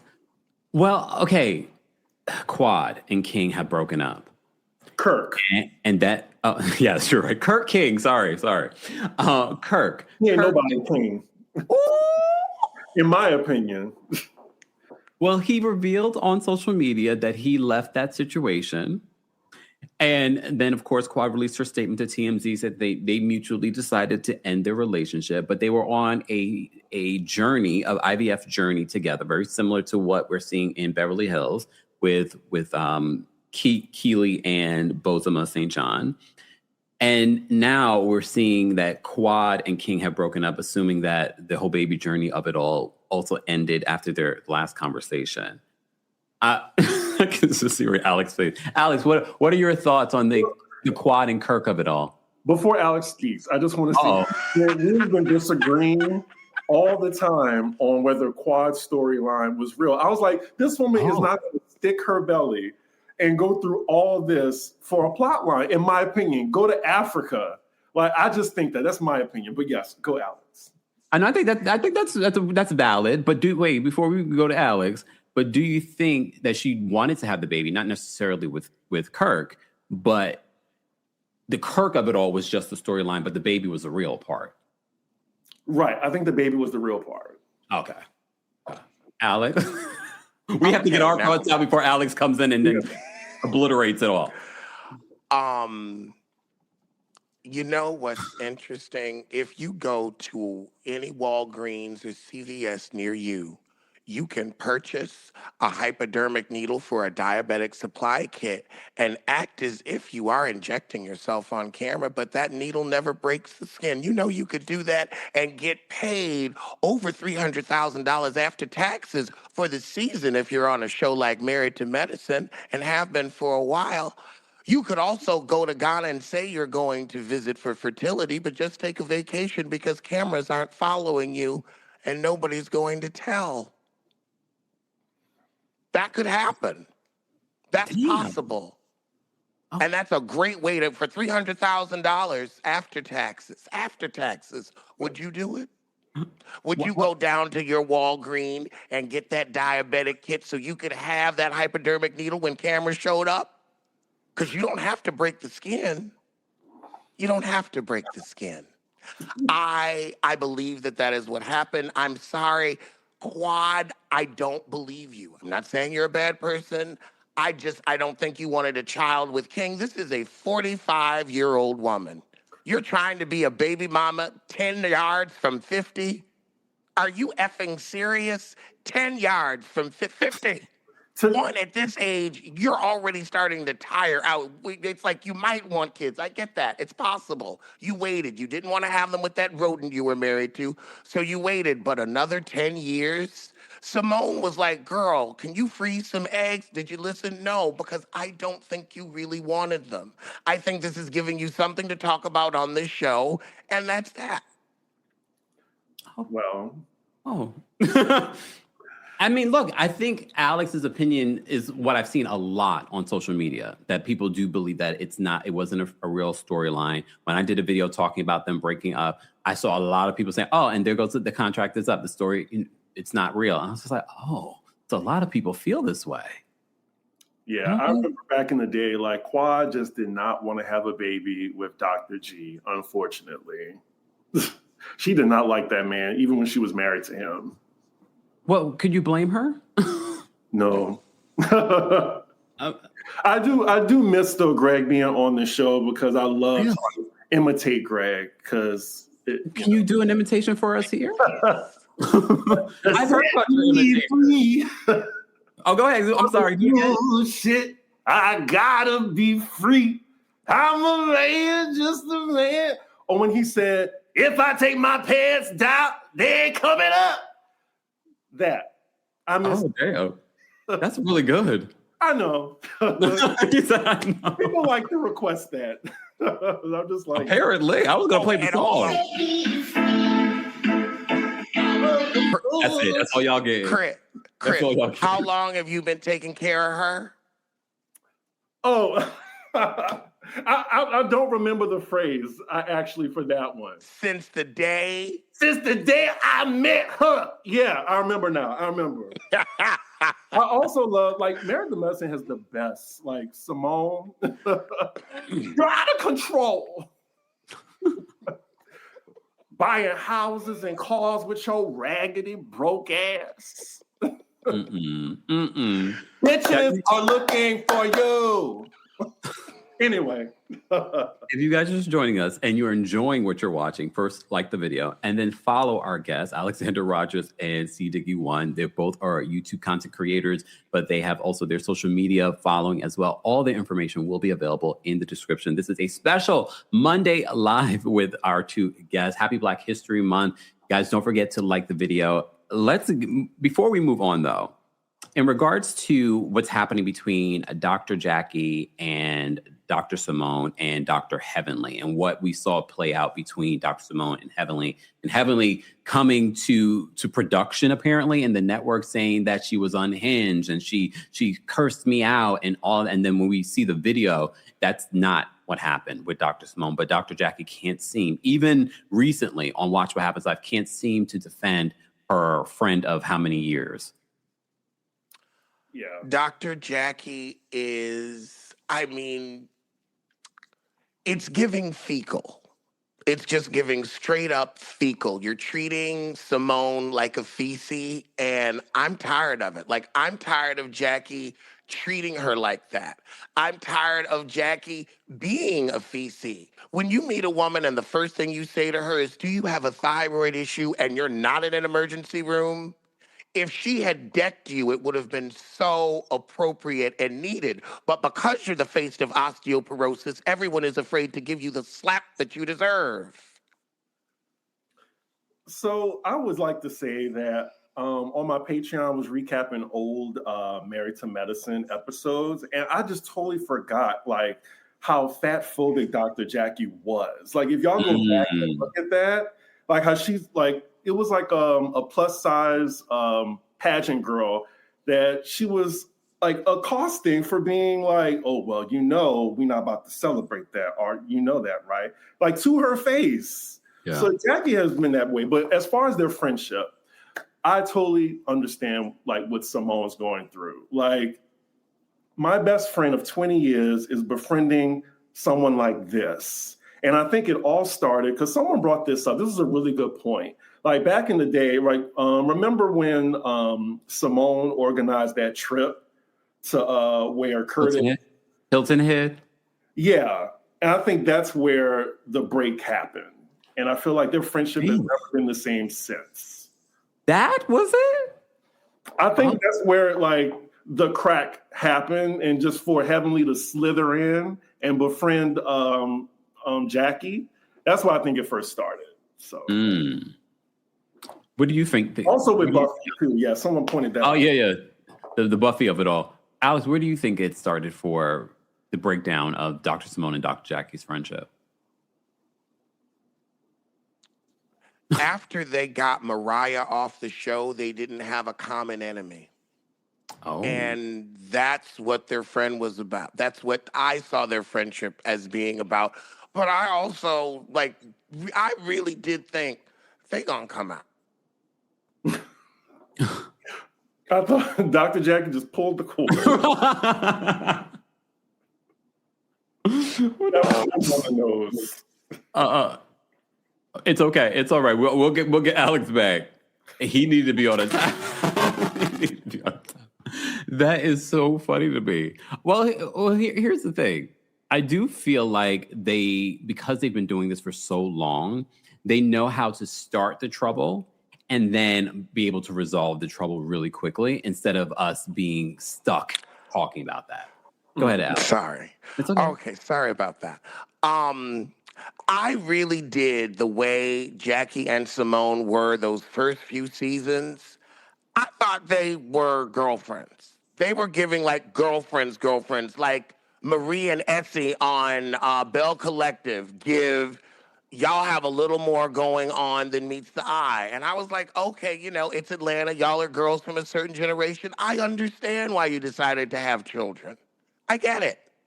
But Simone, I would say, I still believe Simone is not happy with the man. And the way they browbeat her back into that relationship with Cecil. Yes. They browbeat that. And I'm like, this woman isn't happy. And now she's still saying, if I left Cecil, is that so bad? No. Okay. All right. Well, I think we can... Wait, any last thoughts, C. Diggy, on Married to Medicine? Because I know we're going to have a lot to say about Real Housewives of Potomac, so I want to leave some time. Oh, yeah, no. I'm looking forward to Married to Medicine's, the rest of the season. Yeah. I think they're having a pretty decent season. I definitely would like to see some cast changes for next season. Just some minor cast changes. I don't think necessarily anything dramatic. I do find it interesting. Well, before we move on, the seating chart, Toya and Quad were sitting next to Andy Cohen. Why do you think that happened versus the two doctors sitting next to Andy this year? I think Toya really was the one that got stuff started and was actually moving the plot along. And yeah, that's what I think. For Quad, I think it's more so she has a lot of questions to answer, especially just having a fresh breakup too. Yeah. I feel that the dirty walls in Heavenly's house add more to the show than Jackie does. So I think that's why she didn't get the close chair. She just didn't add enough. Okay. Right.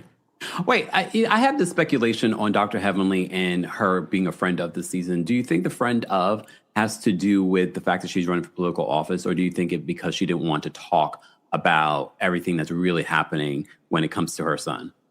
Both. Oh. Alex? I will say both as well. And I hope that son comes out and drops the real tea. I also hope that other son just comes out. Goodbye, Alex. Goodbye. Let's move on. Next case. Next case, please.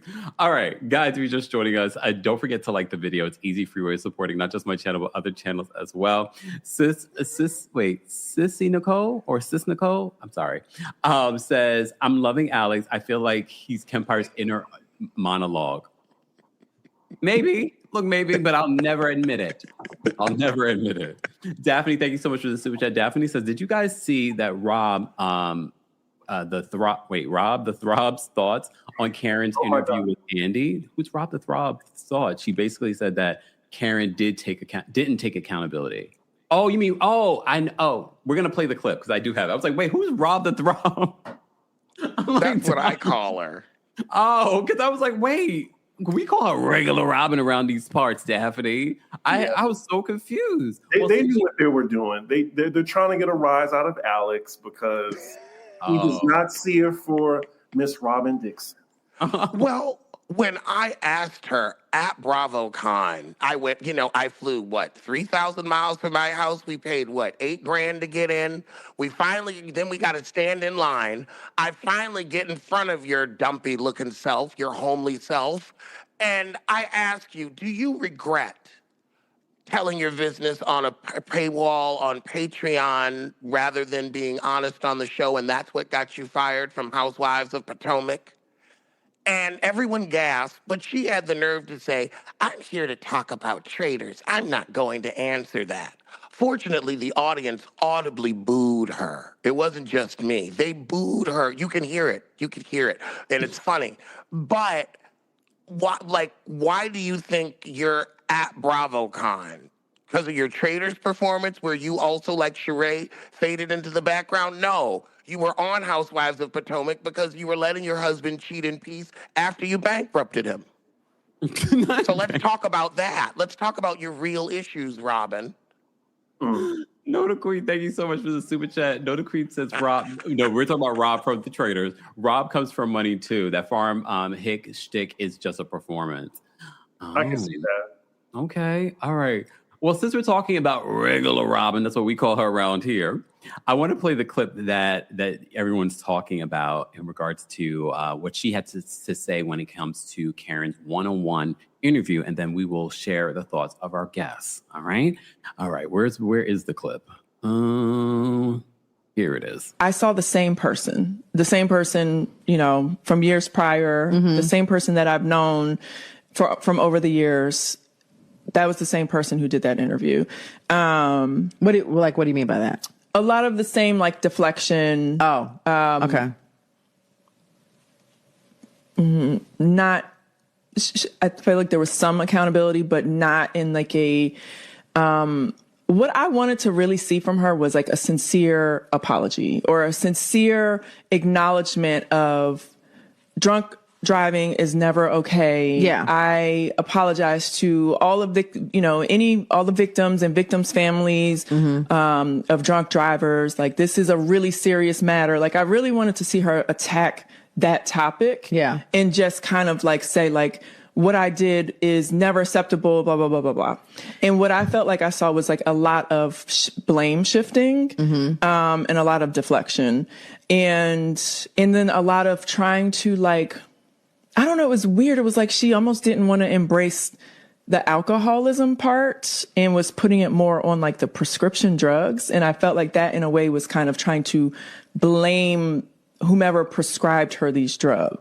Yeah. Do you know what I mean? But in not in her defense, but we knew Karen drank. We drank with Karen. Right. But I that was the first time I had heard anything about pills or any type of anything adding to drinking. Right. Yeah. I agree.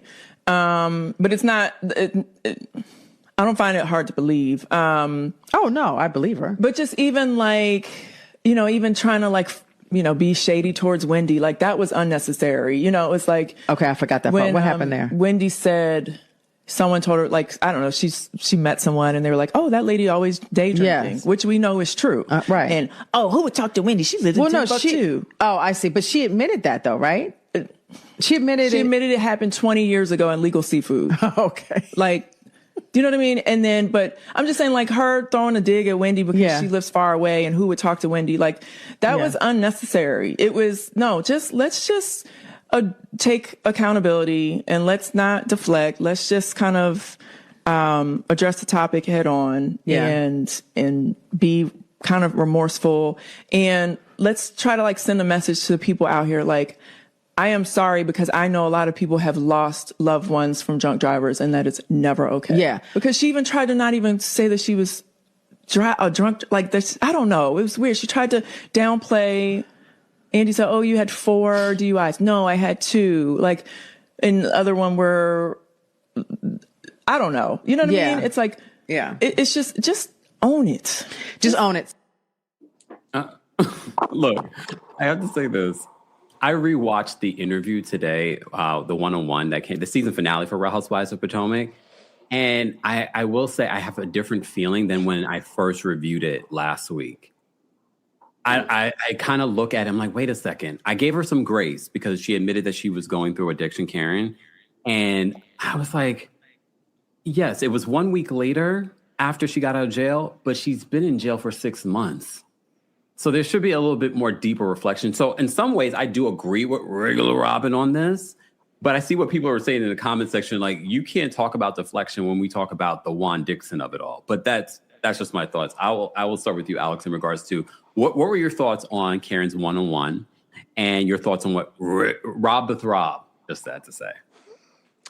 Karen's one-on-one disappointed me, and I thought the whole thing turned into a study of white male expressals of dismissal.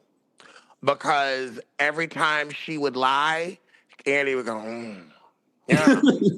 I mean, they like when he starts giving those one-word jerk answers. It was fun. It was like I felt like it was an anthropologist. I was like, wow, I am seeing it, and like because he's been through this with Dorinda and Luann, and I'm sure some others we may not know about.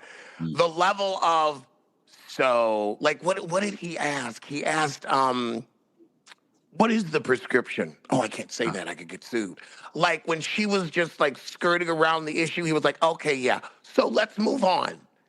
And I kind of felt like we're not going to get anywhere with this, so we can move on. Yeah. For Rob, who I asked for accountability for your own sober actions at BravoCon, you couldn't be accountable to the audience that you came to do a Q&A section for. It's not like you got there and they surprised you and said, okay, we just gonna have some random people. You knew it when you signed up for the check, which your household clearly needs. But then you're gonna say, I'm not gonna ask questions. So you are the last person to tell Karen who she needs to own up to when you're addicted to being treated poorly. Why don't you go to somewhere for that? Go somewhere for your addiction to a man that doesn't want you. I would want treatment for that. You need to go to Promises Malibu for a man that doesn't want you and see if they can give you some therapy for that. Some self-esteem or something. Self-worth, self-respect, dignity.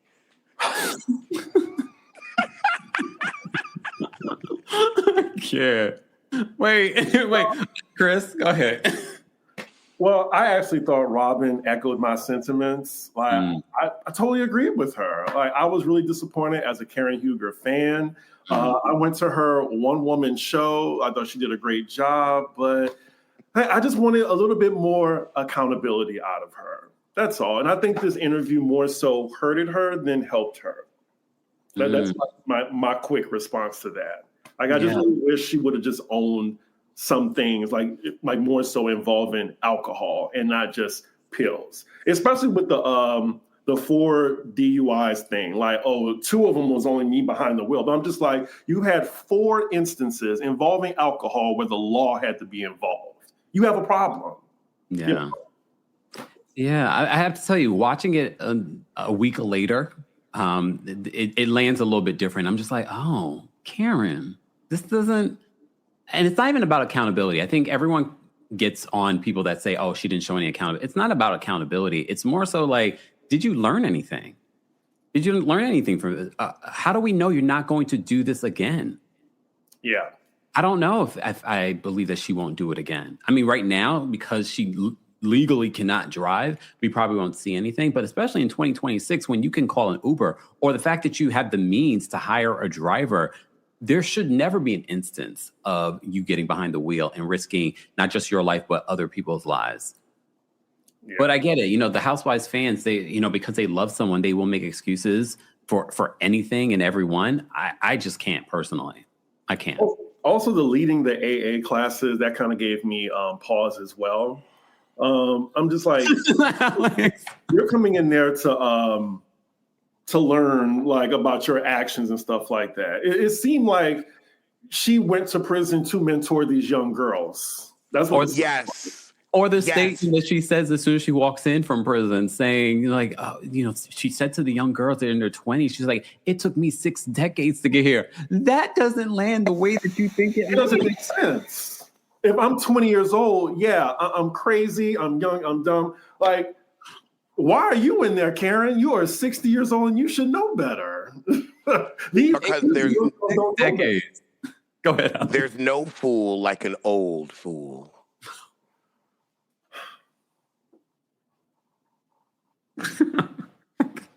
Clock that too. We're here today. Guys, if you're not following our guest today, what are you doing? This is what you could get. This is what you will get, okay? I don't know how you do it, Chris. I don't know. I would lose my train of thought. Years of practice. It's taken years of friendship and figuring it out.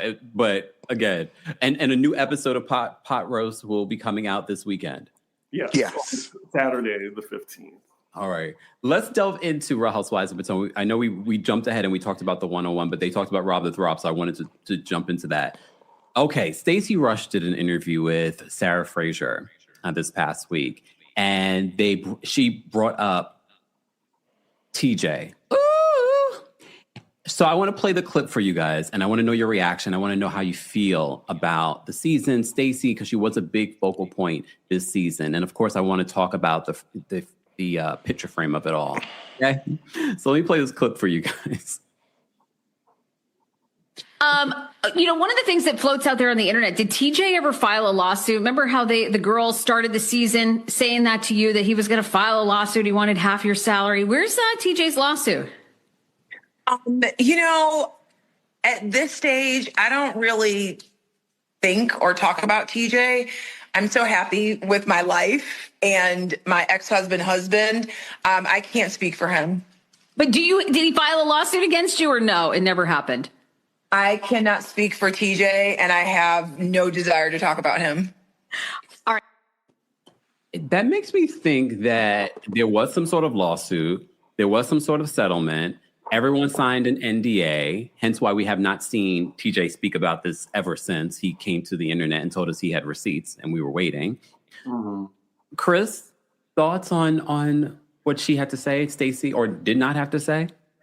I mean, deflection, lying, and selling things is, her specialty. So I'm not really surprised. The whole TJ of it all, I mean, this was her Walter. Like, I enjoy Stacey as a housewife. I think she is the best addition to Potomac, just as like how Kenya was like one of the best additions to Atlanta. Like, the Detroit girls are killing it. So, I think we could just all move on from the TJ of it all, because we're not going to learn anything new about it unless he gets interviewed. Yeah. And he's not. I think he signed an NDA. Alex? Right. I don't care about what a top and a blouse has to say. That's it? Like you're posing as a top, but you're dressing as a bottom. Figure yourself out. It's giving leotard, and I don't wear those. But I think that she hired TJ because she was going to get back with her husband. She needed a storyline to get on the show. And so she said, let me hire this nice gay gentleman so that my husband won't be jealous and nothing will go on. Okay. Well, I will, for legal reasons. He's never come out as homosexual. That's true. But he did wear a see-through black blouse with culottes, with flowy culottes, to watch what happens live.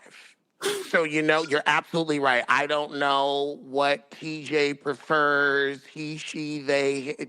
I don't know. But I do know about that blouse and those culottes.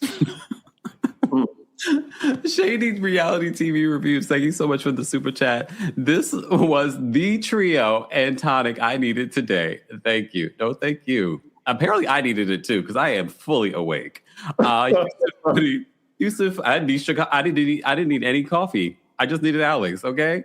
Yusuf Foodie, thank you so much for being a member. Back up off my Robin. Okay, Yusuf Foodie, I didn't know.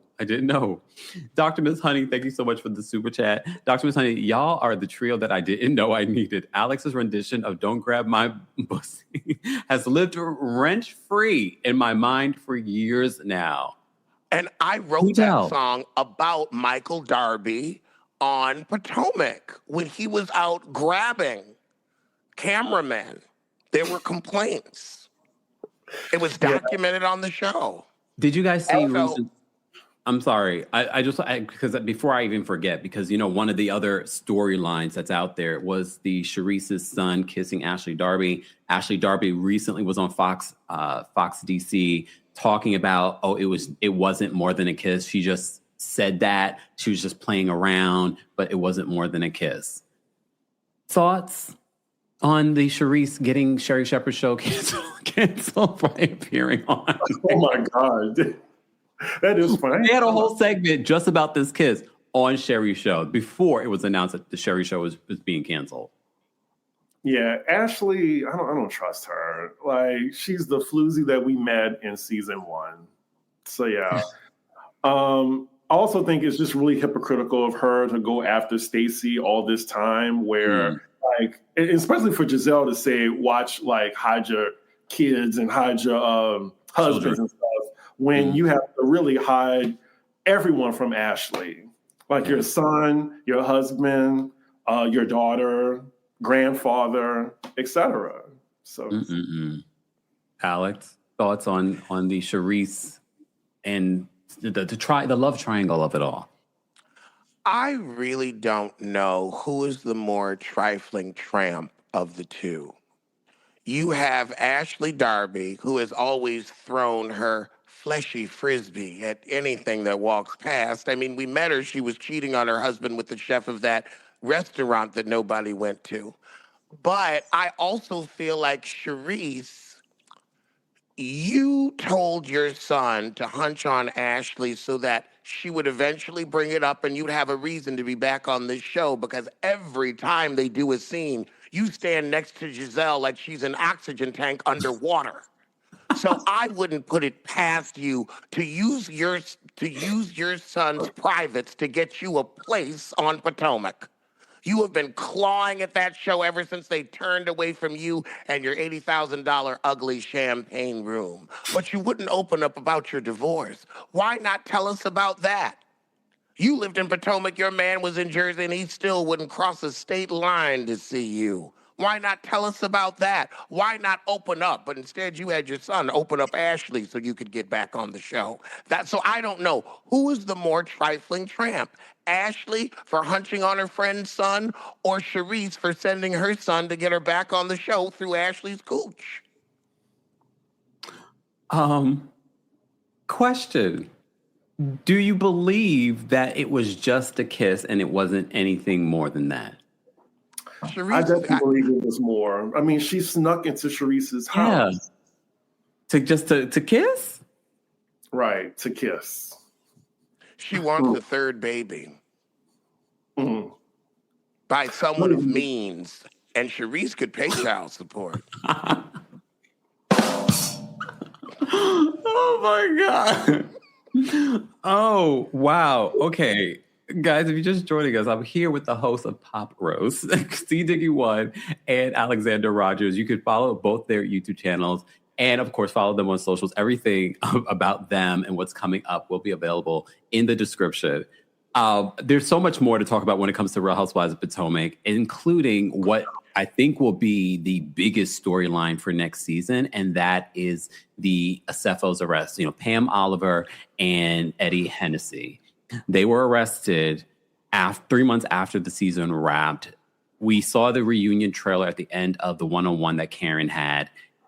And of course, there's just based off of what we've seen since the arrest and how it was addressed at BravoCon. I'm sure you guys were in the room when she addressed it at BravoCon.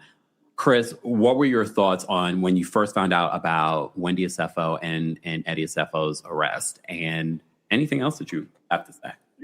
When I first saw those mug shots, I just thought it was a prank. Like, I couldn't believe it. I could not believe it. And then, oh my goodness, that lace front. Oh my God. Man, I just felt so bad for Wendy. Like, the way she presents herself as like an astute doctor with 4 degrees. Like, I just didn't expect that. Like, and also, like, the paper trail that they left, like, I don't see in what multiverse that they don't go to prison. Like, and she's just so calm about it. I just don't see that. But the thing is about Wendy, she's had her best season since she's been on this show. And unfortunately, you know, she had to be a mean girl to do it. But if I was Angel and all that Cash Money stuff that she was talking about, Angel questioning her finances, coming for her like that, I would have took the gloves off if I was Angel. Like, this is going to be her last season anyway. I would have went out with a bang. Like, I don't care. Like, look, I would have no mercy to Wendy. But we'll see. We will see. Alex, your thoughts on the mugshot heard around the world? I literally was around the world when this happened. I was in Amsterdam when people were hitting me up. Kempire, did you see? I did not believe it either. I thought that we had learned so much more about hair and makeup since Drag Race Season 3. But apparently that's where Wendy is getting her tips, her information, her tutorials.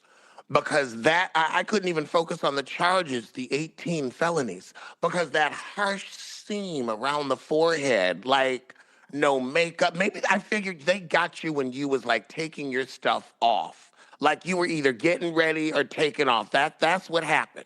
That's what happened. You were at home, so you didn't have to be done up. But you could have just maybe grabbed a hat or something, let it be natural. You didn't have to do that. When I looked at the charges and I was reading, all 18 of them, I remembered Jussie Smollett. And I thought, here we have someone else with a poorly executed crime. The fact that there was not even any roof grit on the toilet these men supposedly leapt 8 feet to go into. The fact that you didn't think that none of the Ring cameras in your cul-de-sac would catch something. And it was, for me, the fact that you not only had 3 insurance policies, which is illegal, but you tried to claim $450,000 from a home worth only $685,000, which to most insurance companies represents a total loss, meaning your house burned down to the ground. Normally, a $685,000 house doesn't have $450,000 worth of things in it, especially high-end jewelry and bags. And yours also did not. The fact that you tried to return stuff and then claim it on your insurance policy as if going off of a total loss wouldn't trip, hey, let's make sure that they actually had this crap. It was just the arrogance and the ignorance intertwined, blew my mind. Yeah. Like, yeah, all of that. All of that. Smarter than that. They should be smarter than that. I think that's what is also shocking for a lot of people, that it was such an ill-planned crime for people that people assumed were really smart. But yeah, I mean, fine. This is still fairly new, and they don't talk about it the majority of the season. Where we will see this play out, it will be at the reunion in regards to what Wendy had to say. And maybe a word on the street, she was saying a little too much, to the point where Karen Huger, who had to be holier than thou, and said, you need to shut the F up. How do you guys feel about the reunion trailer for Potomac? It's going to be must-see. Yeah, that's my real Super Bowl there. I'm waiting for that. Well, you damn Skippy. You know what? I'm going to make a buffalo chicken dip in its honor. I don't mind if it was 4 parts. Like, I just want to everything. I don't know about all that. And also, it's definitely 3, but okay, I can see. Why do you want 4? Well, I just feel like Karen Huger being there just needs to have its own part, because I really want to know what you thought about what the lady said about her, like maybe in the clips. I want to know what she had to say about Wendy's situation. Because, I mean, I get it. Like, we all had something to say about Karen Huger's legal situation. But now to see, Wendy's in that hot seat now, it's just going to be something. Yeah. What did you guys think about in regards to Karen and Wendy's beef that we never really see play out, but we saw they alluded to something happening between them during the season 9 reunion, and then Andy did ask Karen about it during the 101, like, what's your issue with Wendy? And she basically said that that's something for her and Wendy to talk about, which I think is going to be something that we see play out next season. I feel that both of these women have such bigger fish to fry in their lives. It just looks like criminals trying to distract from their crimes. Karen, like, you've been gone from this show for a year and change. You spent half of that year in prison. If you can remember what happened between you and Wendy, because I, on the outside, who do this for a living, also cannot, great on you for having a strong bear trap of a memory, but we, the audience, really don't care. I feel like this is Karen's attempt to try to have a storyline to get back on the show because you know she don't want to spend all day with Ray. Wait, hold on, wait a minute, rewind that. Because that was another thing that I noticed in rewatching it this morning, the Karen 101, the excuses that she utilized, including her marriage, which we've known and people have alluded to for many, many years. She says the DUI that she got, her basic excuse for that was, I was running from home. Yeah. Ray can't run that fast. I also think that I think Karen Huger is trying to pull like an Erica Jane in regards to Tom Girardi, so she won't have to divorce. I'm trying not to say the obvious thing. Like, I just really think that's what she's trying to do right now. But I think if Ray was a little younger, she would have had a divorce. But, you know, Ray, the word on the street was Ray has been wanting to move down to Florida and live his life in Florida. And she says, you know, they've been having conversations because she's not the same woman since she went to jail. And that Ray says, you know, if he has to let her go, he's willing to do that. And I said, willing? Ray, ready. He's been ready. Right. Alex, I see you're itching. Go ahead. I don't know if they have enough money to live separate lives. Oh. I mean, when she came on this show, they were mired in debt. Like, if you owe, like, you had to make millions to owe millions, then where were your millions to pay that little 100,000? You had to come up off that money, and it seems you've been supporting the family ever since. You know, if you divorce him, the judge is going to say, okay, now pay, which means your fund money is gone. He was her retirement plan, so now she's stuck with him. This is what happens when you marry for money and they don't have an accident, which can be an unhappy woman's best friend. I didn't come up with that. That's a quote from Dolores Claiborne. Stephen King wrote that. Well. What? Oh, okay. I think Karen didn't think Ray was going to hang on for as long as he has, and now she's got to deal with it. I mean, these are real problems that people deal with. I'm not making fun of her. When she said she's running away from home, that's what I think is why. I tried to say that subtly, but thank you, Alex, for bringing that up. Yeah. Hey, nothing subtle about it. We need each other. Miss Fancy Pants, thank you so much for the super chat. Miss Fancy Pants says, I've never seen Kempire be so tickled. My top 3 YouTubers. You think I'll be used to it. It's not like this is my first time being around Alex. Right. Or Chris. Chris, you're funny too.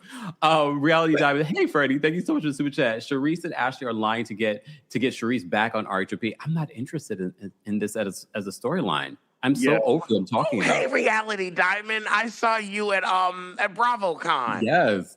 Shout out to Freddie. Dibby, thank you so much for the super chat. Dibby says, I think Ashley knows her time is up. She's doing postseason press. And you know what I always say, when a housewife starts doing press after reunion, maybe the reunion, either she was probably really quiet and she doesn't think the edit will be in her favor. And that's why she's doing all this press after the reunion. So I find that to be very interesting. I also see anytime Ashley is brought up in like the blogs or anything like that, the comments are ripping her apart. This was what do you guys think about her coming back next season as a possibility? I don't want it to happen. This was her worst season. She really doesn't even have a storyline, honestly. And I know like a lot of fans press her for that. She don't. And she just kept like just holding on to that Chris Samuels plot line for dear life. And it was just so stupid. Like to the very end, she talked about Chris Samuels to the point where Monique was like, wait a minute, you didn't tell me that. And that's the type of person Ashley is. Because Ashley's probably looking to sleep with Chris so she can get her next meal ticket. Because Ashley comes with a lot of mouths. She comes with those 2 kids and Sheila. And Sheila's husband. So she got to find another man of means so that she can take care of the family. She's got her mother on her back. And her mother's tent. Oh, Sheila. Sheila always catching strays. Always. From that bridge. Sheila raised that girl. Now, I agree with Candace. Candace said because Sheila raised that girl in a Quonset hut, she always will come and act with desperation, and that's why she married that Gollum. Although I'm like, now, Candace, you married a white man 2 clicks cuter, but let's not act like you weren't also shopping at Overseers R Us. Okay. All right, because I don't want to. I've already held my guests for like 2 hours already, guys. If you haven't already, be sure to like the video. It's an easy, free way of supporting the channel. Also, if you're listening to this on the Kempire podcast, be sure to give us a 5-star review on Apple Podcasts and on Spotify. And of course, make sure you're following our guests, Alexander Rodgers and C. Diggy1, here on YouTube and on their socials. All their information will be available in the description. There's no way, though, if we're talking about Potomac, that we do not talk about Angel and that trip from hell. We have to talk about that. But before we get to that, since you brought up Monique, how did you guys feel about Monique's return as a friend of this season? I enjoyed Monique's presence on the show. I've always been a fan of Monique. I didn't like how, they all ganged up on her way out. Yes, she can have some more accountability when it comes to Candace. I really want them to really one day have a sit down, but I feel like it's not going to happen. It's like me asking for Phaedra and Candy to sit down. It's not going to happen. Yeah. But Monique, I enjoyed her, but I want her to stay in a friend's role. I don't want her to be full-time. I think she's perfect. She's okay with that too. Yeah. It's a nice check, a nice little check. That she didn't want before. Right, exactly. Alex, your thoughts on Monique's return? I saw her this season and instantly realized why Love and Marriage DC was canceled. That was what I got from her. I understand why she's not on television anymore.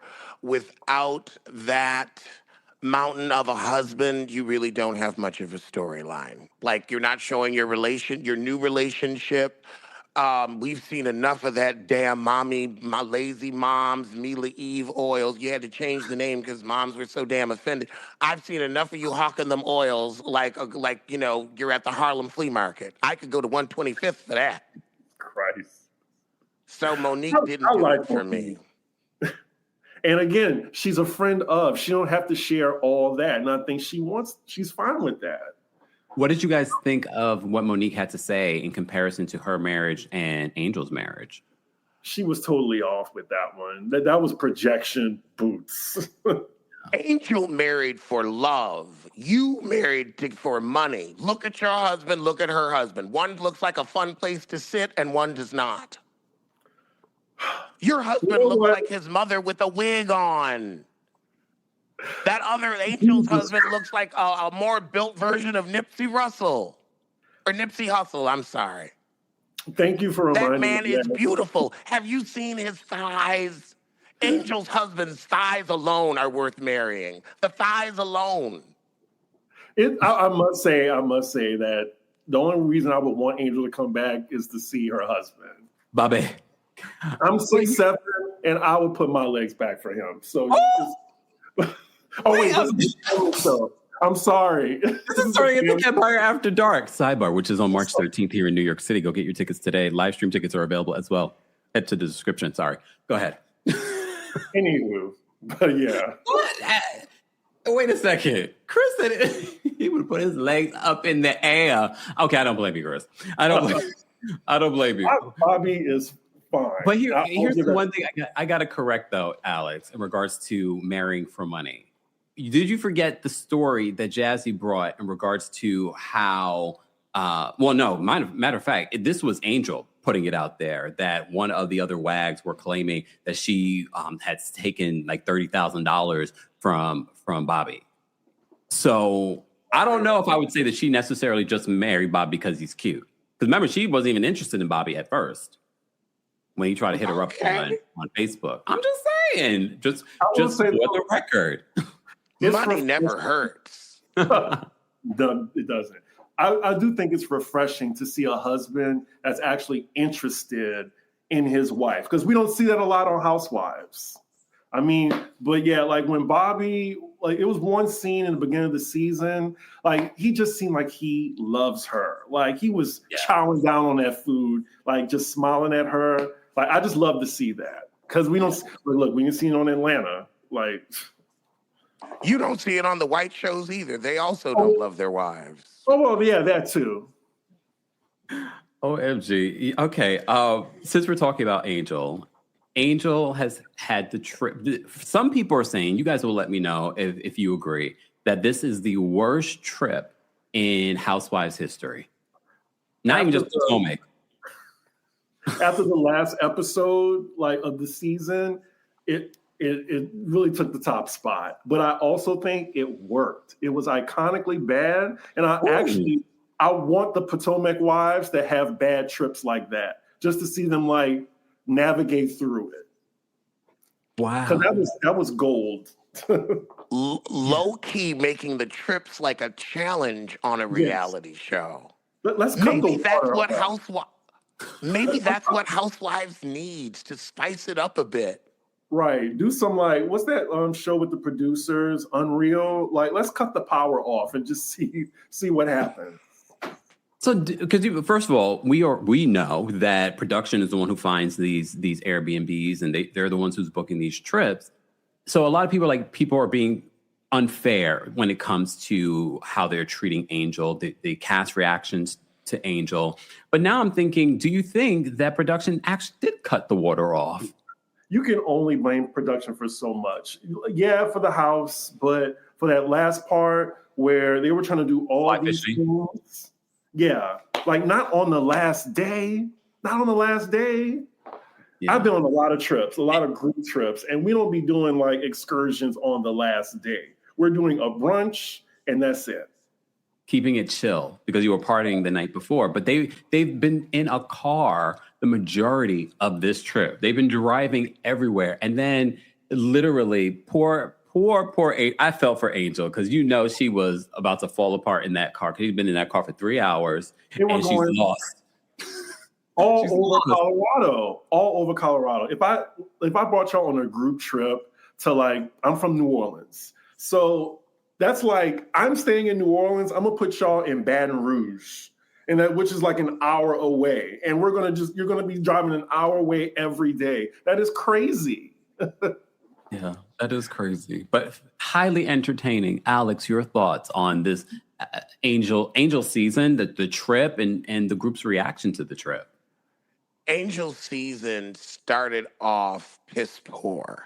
She didn't do enough research on the show. She didn't know these heifers are going to come at you. The fact that Kay is your usherance into the show when nobody likes her, and the only reason she's here is because that big bird looking heifer hit her in the face with a bottle because Ashley probably told her to.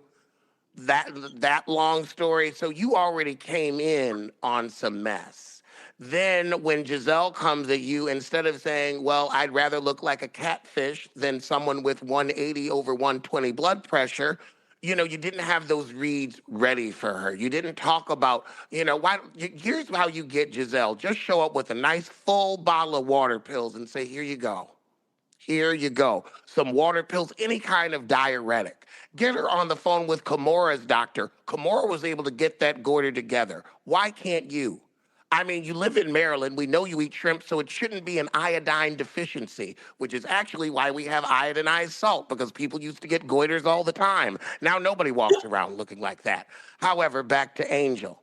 Your husband was the only attractive thing about you on the show, but I do blame production entirely for this vacation. I blame production entirely for this vacation. And I think we needed, like Chris said, this comedy of errors to kind of save her. I want to piggyback on something after you, but just... Oh, no, I'm good. Go ahead. Oh, okay. So I just think, unfortunately for Angel, she is the Deshaun Snow of Potomac. I'm not sure why she did not come on this show ready. If I'm going to come on Housewives, I'm going to do my research on all these ladies. I'm going to know how to read a bitch. And also, like, look, if I'm going on Drag Race, I'm going to know how to sew. I'm going to take an improv class. If I'm going on Baddies, I'm going to take boxing classes. Like, why weren't you ready? Why weren't you ready, Angel? I was rooting for her. We were all rooting for her. I will say, originally, I was open to Angel, maybe like the first 3 episodes. And then this whole focus, I could see what she was doing. And then I was like, oh, gosh. But then by the end of the season, I was like, oh, damn. Now, I feel like they were all ganging up on her. And I said, if you don't like people ganging up on Stacey, you can't like them ganging up on Angel. But then we had that last episode with the fly fishing. And I said, oh, Angel, I got nothing for you this week. There's nothing that I can say or do to help you with this right now. Stacey can at least handle herself. That's Teflon Stacey over there. But yeah. Angel, I'm sorry for her. And I'm looking at UK. Like, that can't be, like, you're not going to talk about my friend in my presence in her presence or if she's not there. Like, the way they were at her on the plane was some crazy stuff. Like, I would have Angel, oh my God, she should have kicked word her on the off. street. People are saying that, I think she said this in the Angela Yee interview, is that Kay and Angel agreed that they wouldn't get involved in any of their like personal drama with the group. So that's the only thing that I could see. But if that's my real friend, there's no way I'm going to let you get beat up like that on that plane the way that they were doing to Angel. Because if that's my real friend, I'm like, no, I know we agreed, girl, that I wouldn't say anything, but I'm going to come to your defense. There's no way. But she's too busy. You know, at this reunion, based on what we're hearing, she's still not engaged. I didn't see an engagement ring. No. So Wendy probably wore hers. Wait, say it again? Wendy probably wore her engagement ring, even though she said it was stolen, but Kay doesn't have one to wear. And that's why she bought that picture frame. I just wish she could see that she's not in the picture when it comes to his life. Well, y'all did see that Jazzy basically says that Kay is basically the reason why that broke up Greg's marriage. We saw that from the reunion trailer. I need more explanation to that. Yes, I'd love to hear more. Can't wait. Well, but this needs to be Kay's last season, I think. Angel is on her way out. I mean, I heard some tea that Angel ain't coming back. But would you though? The way that they were coming for her marriage, the way that this season went, I don't think I would come back either. Yeah, I wouldn't want to put Angel through that either. No. She doesn't seem cut out for this. Like, right. She doesn't seem like she's having fun. And you know who we haven't talked about at all? Tia. Tia. Oh, damn. Like, I think Tia needs to go too because... Who's Tia? Exactly. What did you guys think about Jazzy and her performance as a friend of this season? And her beef with Stacey at the end of the season? Everybody has beef with... Go ahead, Alex. I'm sorry.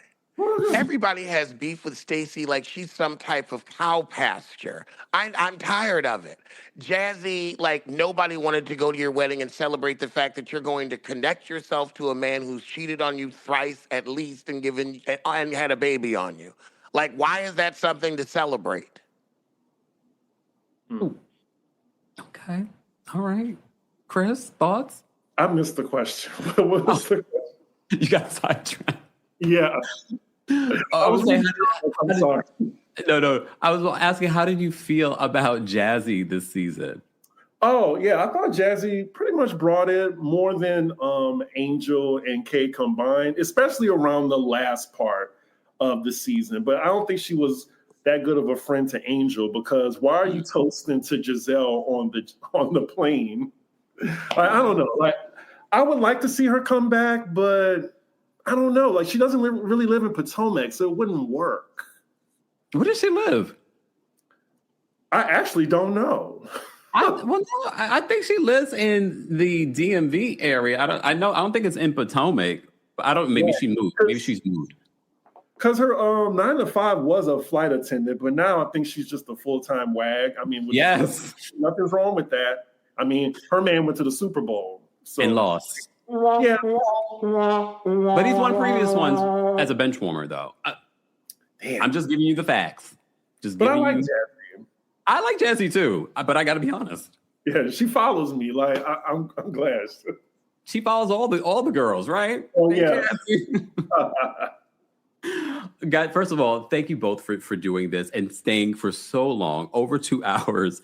I have to go back and watch this because everyone's telling me that I need to, because I am just clutching my pearls this entire time. But I had such a good time having the conversation with you guys. Let them know what's coming up for each of you individually. I know you have your live together this weekend on Valentine's Day, but what is coming up for you individually and where can people follow you? I'll start with you, Chris. Yeah, so you can follow me, CDiggy1. I'm on Instagram. I'm on Twitter. And most importantly, my YouTube channel. Like I'm doing the Traitors, Beverly Hills, like all the Housewives shows. Pretty much follow me on YouTube. I'm kind of like a black male version of Daria. That's my sense of humor. I'm very sarcastic. You can find me on Alexander Rodgers' channel too, doing pop roasts 2 times a month. Yeah, I'm just happy to be here. We're happy to have you, Alexander. Yes. My YouTube channel is Alexander Rodgers. My TikTok is Alex D. Rodgers. I will be finishing up Palm Beach members only, just because I feel like it's kind of topical right now. And those women are fun to make fun of, especially since like one of the leads is from some Ministan, but yet you want to be here going to Mar-a-Lago where they don't want you. It's fascinating to see. I mean, one of the girls looks like a Dora Delano, but I know you're anti-trans, but yet you've made yourself look like a very popular trans entertainer. Like, it's just odd to me. So I love to point things out like that out when I watch shows like that. And I've covered Traitors and all things Housewives along with Chris. So we'll see. We'll be, noon on Saturday? Yes. Eastern. Okay. Eastern. Which will be early for you because you'll be in Vegas, Chris. Yeah. Oh, that's right. We can move it. We could do 1 or 2 if you need to. No, it's fine. Indica Kush, thank you so much for the super chat. 3 of my favorite guys. Alex is on a roll today. Yeah, my stomach is paying for it. How much he's had me laughing tonight. Paige, thank you so much for the super chat. Paige says, these rich men let their sugar babies, i.e. Ashley, Karen, and Monique, and lose them when they start making their own money. Teach, thank you so much for the super chat. Teach says, Contessa's hostess skills really emphasize that Angel made zero effort to make this a great trip. She was more focused on showcasing her business than showing the ladies a good time and her friends. Those men that were just sitting there looking at them, smoking. What did y'all think about that moment when she was going through their resume? That was so awkward. It was that also, I'm sure they said something. I just feel like production decided to make it look weird because they can do that. Yeah. Represent yourself, legal. Thank you so much for super chat. This is my kind of carrying on. Apparently my kind too. Okay. I would like to thank my guests, Chris and Alexander, for being here. Guys, if you haven't already, be sure to follow them and be sure to like today's video. You can also hear it on the Kempire podcast. And don't forget the Kempire After Dark live show is happening next month, guys, March 13th at the Green 42. There is, of course, in-person tickets. Let's sell that show out in New York City and tri-state area. This is the only show of 2026 that I'm doing, but also there's a live stream ticket. So if you can't come and you want to watch from wherever that lady is from Miami, Palm Beach, you can watch from there too. All right, there's a live stream ticket. More ticket information will be available in the description. Thank you guys for being here. I will see you guys in the next one. Guys, don't go anywhere. Bye, y'all. Thanks for tuning in to Kempire here on the Kempire Radio Network. Don't forget to give us 5 stars on Apple Podcasts and on Spotify. And for more information on the podcast, head on over to KempireRadio.com.